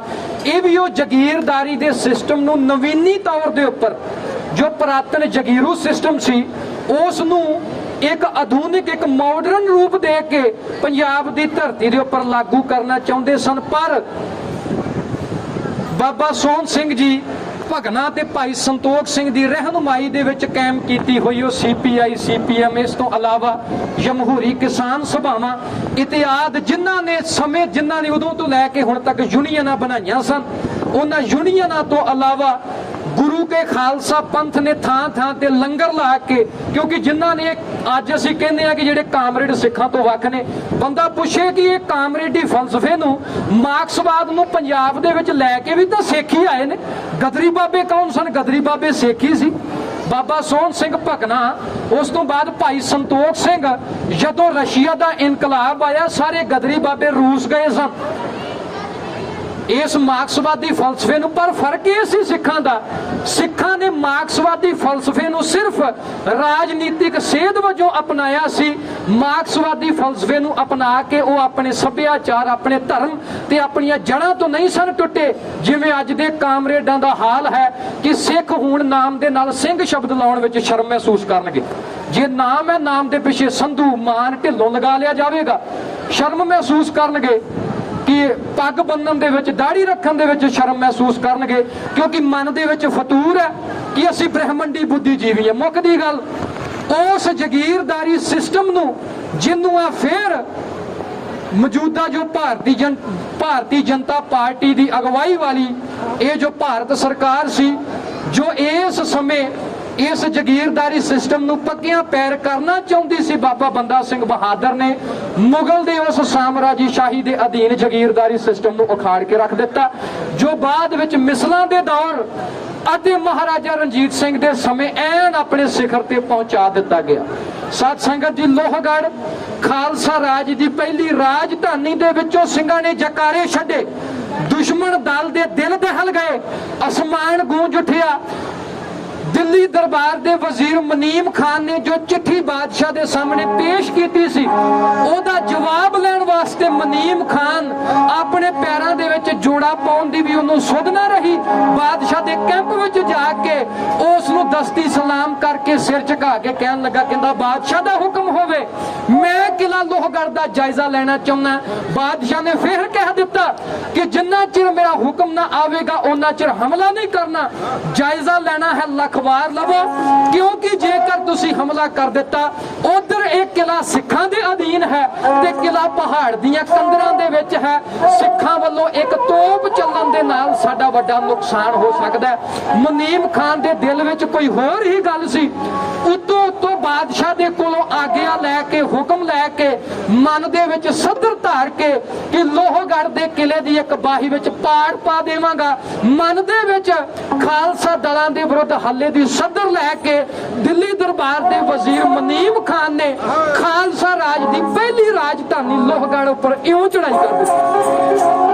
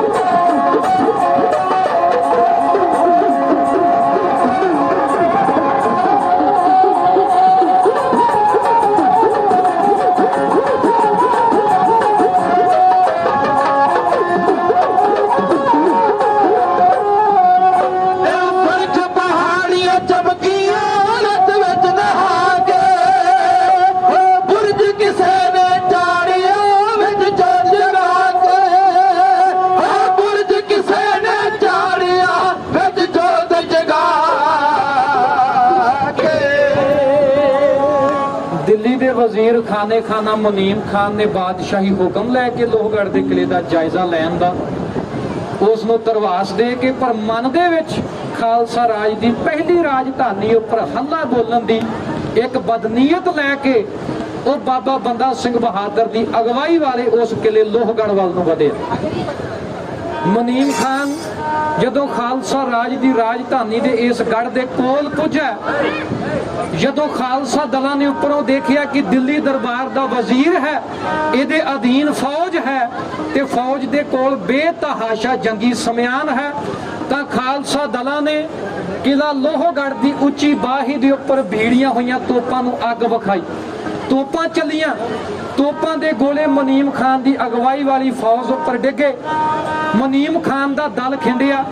ਜਦੋਂ ਖਾਲਸਾ ਦਲਾਂ ਦੇ ਵੱਲੋਂ ਫਾਇਰ ਖੋਲ ਦਿੱਤਾ ਗਿਆ, ਹੁਣ ਮੁਨੀਮ ਖਾਨ ਨੂੰ ਚਾਹੀਦਾ ਸੀ ਕਿ ਬਾਦਸ਼ਾਹੀ ਹੁਕਮ ਦੇ ਨਾਲ ਵਾਪਸ ਜਾਂਦਾ, ਕਿਉਂਕਿ ਅਜੇ ਉਹਦੇ ਕਮਾਂਡਰ ਖੁਦ ਬਾਦਸ਼ਾਹ ਨੇ ਇਹ ਹੁਕਮ ਨਹੀਂ ਸੀ ਦਿੱਤਾ ਐਲਾਨੇ ਜੰਗ ਦਾ। ਜੇਕਰ ਮੁਨੀਮ ਖਾਨ ਦਿਲੋਂ ਸਾਫ਼ ਹੁੰਦਾ, ਉਹਦੇ ਦਿਲ ਵਿੱਚ ਕੇਵਲ ਤੇ ਕੇਵਲ ਇਹ ਗੱਲ ਹੁੰਦੀ ਕਿ ਖਾਲਸਾ ਰਾਜ ਦੇ ਉਸ ਕੋਟ ਦਾ ਸਿਰਫ ਜਾਇਜ਼ਾ ਲਿਆ ਜਾਵੇ, ਤਾਂ ਉਹ ਵਾਪਸ ਜ਼ਰੂਰ ਆ ਜਾਂਦਾ।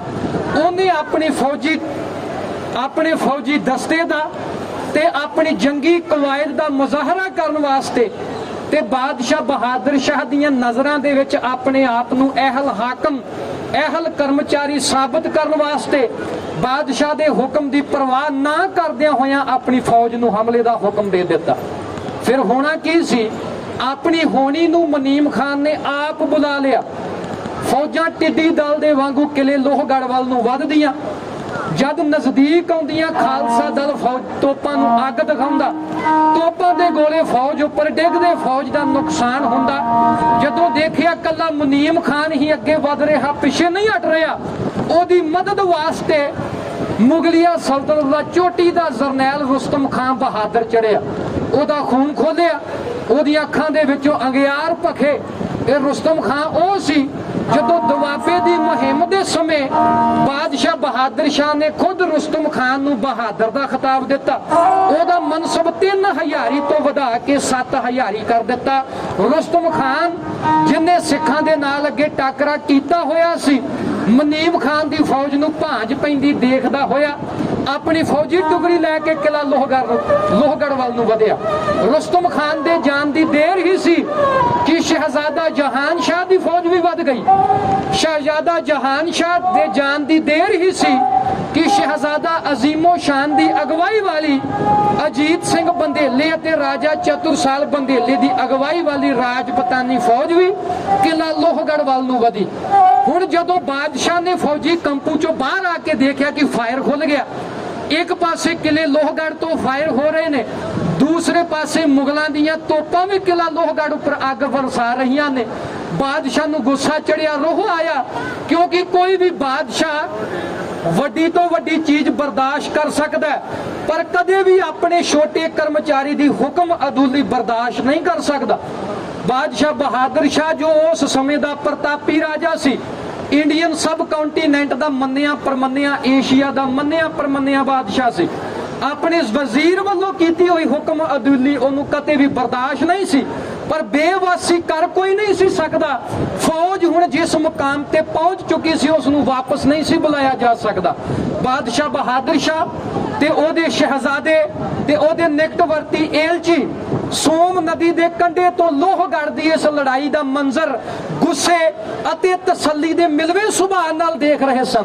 ਬਾਦਸ਼ਾਹ ਬਹਾਦਰ ਸ਼ਾਹ ਨੂੰ ਗੁੱਸਾ ਵੀ ਸੀ, ਤਸੱਲੀ ਵੀ ਸੀ ਕਿ ਮੇਰੀ ਫੌਜ ਜਿੱਤ ਜਾਵੇਗੀ ਤੇ ਬੰਦਾ ਸਿੰਘ ਨੂੰ ਫੜ ਲਵੇਗੀ। ਦੂਸਰੀ ਗੱਲ, ਬਾਦਸ਼ਾਹ ਦੀ ਤਜਵੀਜ਼ ਸੀ ਕਿ ਸਿਰਫ ਲੋਹਗੜ੍ਹ ਦਾ ਕਿਲਾ ਖਾਲੀ ਨਾ ਕਰਵਾਇਆ ਜਾਵੇ, ਕਿਲਾ ਖਾਲੀ ਕਰਵਾ ਕੇ ਕੌਮ ਦੇ ਜਥੇਦਾਰ ਬੰਦਾ ਸਿੰਘ ਨੂੰ ਗ੍ਰਿਫਤਾਰ ਕੀਤਾ ਜਾਵੇ, ਕਿਉਂਕਿ ਕਿਲਾ ਖਾਲੀ ਕਰਵਾਉਣਾ ਕੋਈ ਵੱਡੀ ਗੱਲ ਨਹੀਂ ਸੀ।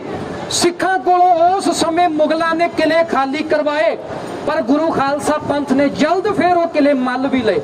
ਕਿਲਾ ਖਾਲੀ ਕਰਵਾਉਣਾ ਕੋਈ ਵੱਡੀ ਗੱਲ ਨਹੀਂ ਸੀ, ਵੱਡੀ ਗੱਲ ਸੀ ਬਾਬਾ ਬੰਦਾ ਸਿੰਘ ਬਹਾਦਰ ਨੂੰ ਜਾਂ ਤਾਂ ਸ਼ਹੀਦ ਕਰ ਦਿੱਤਾ ਜਾਵੇ ਜਾਂ ਜਿਉਂਦਾ ਗ੍ਰਿਫਤਾਰ ਕਰਕੇ ਬਾਦਸ਼ਾਹ ਦੇ ਪੇਸ਼ ਕੀਤਾ ਜਾਵੇ। ਹੁਣ ਬਾਦਸ਼ਾਹ ਸੋਮ ਨਦੀ ਦੇ ਕੰਢੇ ਤੋਂ ਲੋਹਗੜ੍ਹ ਦੇ ਕਿਲੇ ਦਾ ਇਹ ਮੰਜ਼ਰ ਦੇਖ ਰਿਹਾ। ਸਤ ਸੰਗਤ ਜੀ, ਹੁਣ ਸਮਾਂ ਸੀਮਤ ਹੈ, ਮੈਂ ਉਸ ਸਮੇਂ ਦੇ ਸਮਕਾਲੀ ਇਤਿਹਾਸਕਾਰ ਦਾ ਇੱਕ ਵਾਕਿਆ ਕਹਿ ਕੇ ਮੈਂ ਅਗਲੀ ਵਾਰ ਆਪ ਜੀ ਦੇ ਸਾਹਮਣੇ ਪੇਸ਼ੇ ਖਿਦਮਤ ਕਰ ਦੇਣੀ। ਉਸ ਸਮੇਂ ਦਾ ਸਮਕਾਲੀ ਇਤਿਹਾਸਕਾਰ ਮਿਰਜ਼ਾ ਕਾਫੀ ਖਾਨ, ਜਿਨੇ ਉਸ ਸਮੇਂ ਦੇ ਇੱਕ ਸਿਪਾਹੀ ਦੇ ਇਕਬਾਲੀਆ ਬਿਆਨ ਨੂੰ ਅੰਕਿਤ ਕੀਤਾ। ਸ਼ਹਿਜ਼ਾਦਾ ਰਫੀਉ ਸ਼ਾਨ ਜੋ ਬਹਾਦਰ ਸ਼ਾਹ ਦਾ ਸ਼ਹਿਜ਼ਾਦਾ ਸੀ, ਉਹਦੀ ਕਮਾਨ ਹੇਠ ਲੜਨ ਵਾਲਾ ਇੱਕ ਮੁਗਲ ਸਿਪਾਹੀ, ਇੱਕ ਮੁਸਲਮਾਨ ਸਿਪਾਹੀ, ਜਿਨੇ ਲੋਹਗੜ੍ਹ ਦੀ ਲੜਾਈ ਦੇ ਉਸ ਭਿਆਨਕ ਮੰਜ਼ਰ ਨੂੰ ਖੁਦ ਦੇਖਿਆ ਤੇ ਮਿਰਜ਼ਾ ਕਾਫੀ ਖਾਨ ਨੂੰ ਉਹਦੀ ਲਿਖਤ ਦੇ ਵਿੱਚ ਅੰਕਿਤ ਕਰਨ ਦਾ ਉਸਨੇ ਹਕੂਕ ਵੀ ਦਿੱਤਾ। ਮਿਰਜ਼ਾ ਕਾਫੀ ਖਾਨ ਨੇ ਵਰਣਨ ਕੀਤਾ, ਕਹਿੰਦਾ ਲੋਹਗੜ੍ਹ ਦੀ ਇਸ ਜੰਗ ਦਾ ਮੰਜ਼ਰ ਐਡਾ ਭਿਆਨਕ ਸੀ ਕਿ ਕੋਈ ਵੀ ਕਮਜ਼ੋਰ ਦਿਲ ਇਸ ਮੰਜ਼ਰ ਨੂੰ ਦੇਖ ਕੇ ਬਰਦਾਸ਼ਤ ਨਹੀਂ ਸੀ ਕਰ ਸਕਦਾ। ਤੋਪਾਂ ਦੇ ਨਾਲ ਇੱਕ ਪਾਸੇ ਮੁਗਲ ਉੱਡ ਰਹੇ ਸਨ, ਦੂਸਰੇ ਪਾਸੇ ਆਪਣੇ ਗੁਰੂ ਦਾ ਨਾਮ ਧਿਆਉਂਦੇ ਹੋਏ ਸਿੱਖ ਨੀਲੇ ਬਾਣਿਆਂ ਦੇ ਵਿੱਚ ਗਾਜ਼ੀਆਂ ਦੀ ਤਲਵਾਰ ਦੀ ਭੇਟ ਹੋ ਰਹੇ ਸਨ। ਕੋਈ ਵੀ ਅਜਿਹਾ ਸਿੱਖ ਨਹੀਂ ਸੀ ਜੋ ਮੈਦਾਨੇ ਜੰਗ ਦੇ ਵਿੱਚੋਂ ਪਿੱਠ ਦਿਖਾ ਸਕਦਾ। ਰੁਸਤਮ ਖਾਨ ਦੀ ਫੌਜ ਅੱਗੇ ਵਧੀ, ਐਨ ਮੈਦਾਨ ਦੇ ਵਿੱਚ ਡਟਵੀਂ ਸਾਹਵੀਂ ਟੱਕਰ ਹੋਈ। ਰੁਸਤਮ ਖਾਨ ਨੂੰ ਭਾਂਜ ਪਈ, ਗੁਰੂ ਖਾਲਸਾ ਪੰਥ ਫੇਰ ਲੋਹਗੜ੍ਹ ਦੇ ਕਿਲੇ ਦੇ ਵਿੱਚ ਤਾਇਨਾਤ ਹੋ ਗਿਆ।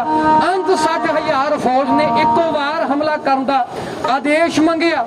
ਸਾਰੇ ਜਰਨੈਲਾਂ ਨੇ ਆਪਣੀਆਂ ਫੌਜੀ ਟੁਕੜੀਆਂ ਨੂੰ ਖਾਲਸਾ ਰਾਜ ਦੀ ਪਹਿਲੀ ਰਾਜਧਾਨੀ ਦੇ ਐਨ ਸਾਹਮਣੇ ਕਰਕੇ ਫਾਇਰ ਖੋਲ ਦਿੱਤੇ। ਜੰਗੀ ਸਮਿਆਨ ਦੀ ਮਦਦ ਦੇ ਨਾਲ ਕਿਲੇ ਦੇ ਨਜ਼ਦੀਕ ਪਹੁੰਚ ਗਏ।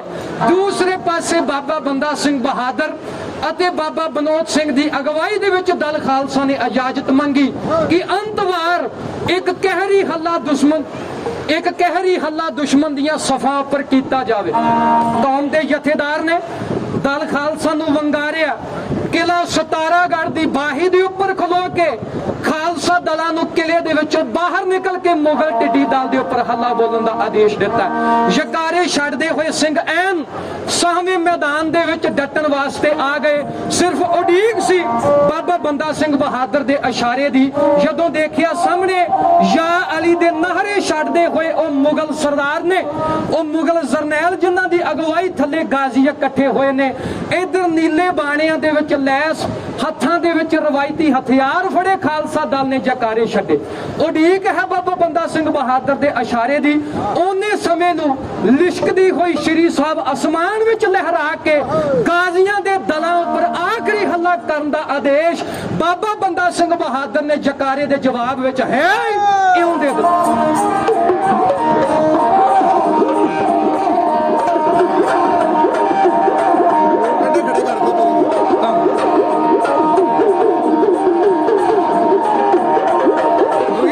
ਪਿਛੋਕੜ ਤੁਹਾਡਾ ਵੀ ਵੀਰ ਰਸੀ ਆ ਨਾ।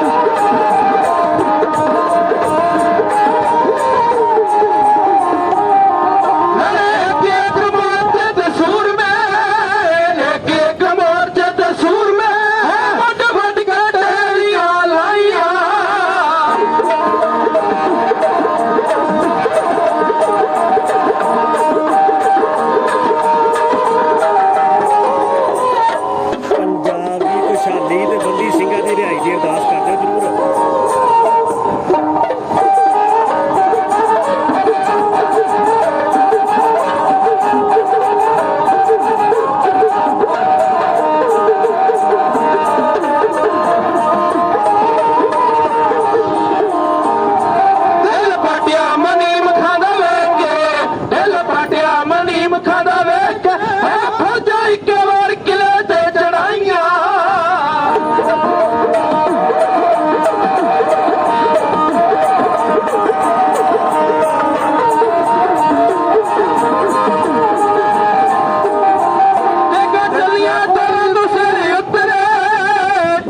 ਤੇਰਾ ਤੋਂ ਸਿਰ ਉਤਰੇ ਤੇ ਪੀੜ ਗਲ ਜੋਗਣਾ ਆਇਆ।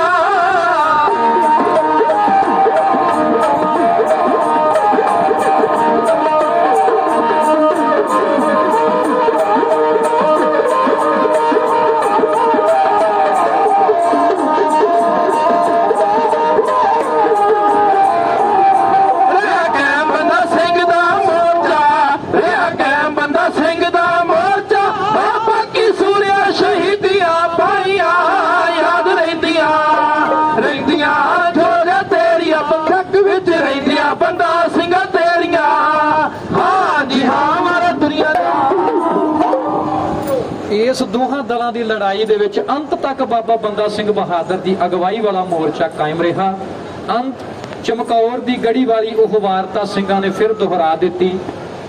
ਇਸ ਸਮੇਂ ਨਵੇਂ ਸੱਜੇ ਹੋਏ ਸਿੰਘ ਭਾਈ ਗੁਲਾਬ ਸਿੰਘ ਨੇ, ਜਿਹਦੀ ਡੀਲ ਡੋਲ ਅਤੇ ਚਿਹਰਾ ਮੋਹਰਾ ਬਾਬਾ ਬੰਦਾ ਸਿੰਘ ਬਹਾਦਰ ਜੀ ਦੇ ਨਾਲ ਰਲਦਾ ਸੀ, ਉਹਨੇ ਬਾਬਾ ਜੀ ਦੇ ਸਾਹਮਣੇ ਇਹ ਅਰਦਾਸ ਕੀਤੀ, ਇਹ ਫਰਿਆਦ ਕੀਤੀ ਕਿ ਬਾਬਾ ਜੀਓ, ਤੁਹਾਨੂੰ ਗੁਰੂ ਕਲਗੀਧਰ ਪਾਤਸ਼ਾਹ ਮਹਾਰਾਜ ਨੇ ਆਪਣੇ ਹੱਥੀਂ ਸਾਜਿਆ ਹੈ, ਤੁਹਾਨੂੰ ਸਤਿਗੁਰਾਂ ਨੇ ਸਮਰੱਥਾ ਬਖਸ਼ਿਸ਼ ਕੀਤੀ ਹੈ। ਤੁਸੀਂ ਪੰਜਾਬ ਦੀ ਧਰਤੀ ਤੇ ਇੱਕ ਲੋਹਗੜ੍ਹ ਨਹੀਂ, ਹਜ਼ਾਰਾਂ ਲੋਹਗੜ੍ਹ ਉਸਾਰ ਸਕਦੇ ਹੋ, ਹਜ਼ਾਰਾਂ ਮਰਜੀਵੜੇ ਤੁਸੀਂ ਆਪਣੀ ਸ਼ੋਹ ਨਾਲ ਪੈਦਾ ਕਰ ਸਕਦੇ ਹੋ। ਤੁਹਾਡੀ ਕੌਮ ਨੂੰ, ਗੁਰੂ ਖਾਲਸਾ ਪੰਥ ਨੂੰ ਜ਼ਰੂਰਤ ਹੈ ਆਪਣੀ ਪੋਸ਼ਾਕ ਅਤੇ ਦਸਤਾਰ ਆਪ ਜੀ ਮੈਨੂੰ ਬਖਸ਼ਿਸ਼ ਕਰਕੇ ਤੇ ਆਪ ਨਾਹਨ ਰਿਆਸਤ ਦੇ ਕੇਂਦਰੀ ਧੁਰੇ ਵੱਲ ਨੂੰ ਹੋ ਗੁਜ਼ਰੋ। ਇਸ ਸਮੇਂ ਗੁਰਮਤਾ ਸੋਧਿਆ ਗਿਆ। ਪੰਜ ਸਿੰਘਾਂ ਨੇ ਗੁਰਮਤੇ ਦੀ ਉਸ ਰਵਾਇਤ ਨੂੰ ਦੁਹਰਾ ਕੇ ਬਾਬਾ ਬੰਦਾ ਸਿੰਘ ਬਹਾਦਰ ਨੂੰ ਹੁਕਮ ਕੀਤਾ ਕਿ ਆਪਣੀ ਇਸ ਪੋਸ਼ਾਕ ਨੂੰ ਭਾਈ ਗੁਲਾਬ ਸਿੰਘ ਦੇ ਪੇਸ਼ੇ ਖਿਦਮਤ ਕਰਕੇ ਤੇ ਆਪ ਨਾਹਨ ਰਿਆਸਤ ਦੇ ਕੇਂਦਰੀ ਧੁਰੇ ਵੱਲ ਨੂੰ ਹੋ ਚੱਲੋ। ਤੇ ਇਸ ਤੋਂ ਪਹਿਲਾਂ ਬਾਬਾ ਬੰਦਾ ਸਿੰਘ ਬਹਾਦਰ ਨੇ ਗੁਰੂ ਖਾਲਸਾ ਪੰਥ ਤੋਂ ਇਹ ਇਜਾਜ਼ਤ ਮੰਗੀ ਕਿ ਜਾਣ ਤੋਂ ਪਹਿਲਾਂ ਇੱਕ ਵੱਡਾ ਧਮਾਕਾ ਕੀਤਾ ਜਾਵੇਗਾ। ਮੁੱਖ ਦੀ ਗੱਲ, ਉਹ ਤੋਪ ਜੋ ਇਮਲੀ ਦੀ ਗੈਲੀ ਦੀ ਗੁਰੂ ਖਾਲਸਾ ਪੰਥ ਨੇ ਬਣਾਈ ਹੋਈ ਸੀ, ਉਸ ਤੋਪ ਵਿੱਚ ਭਾਰੀ ਬਰੂਦ ਭਰ ਕੇ ਇੱਕ ਵੱਡਾ ਧਮਾਕਾ ਕੀਤਾ। ਇਸ ਧਮਾਕੇ ਤੋਂ ਬਾਅਦ ਬਾਬਾ ਬੰਦਾ ਸਿੰਘ ਬਹਾਦਰ ਤੇ ਉਹਨਾਂ ਦੇ ਸਿੰਘ ਜਕਾਰੇ ਛੱਡਦੇ ਹੋਏ ਦੁਸ਼ਮਣ ਦੀਆਂ ਸਫਾਵਾਂ ਨੂੰ ਚੀਰਦੇ ਹੋਏ ਨਾਹਨ ਰਿਆਸਤ ਵੱਲ ਨੂੰ ਹੋ ਗੁਜ਼ਰੇ।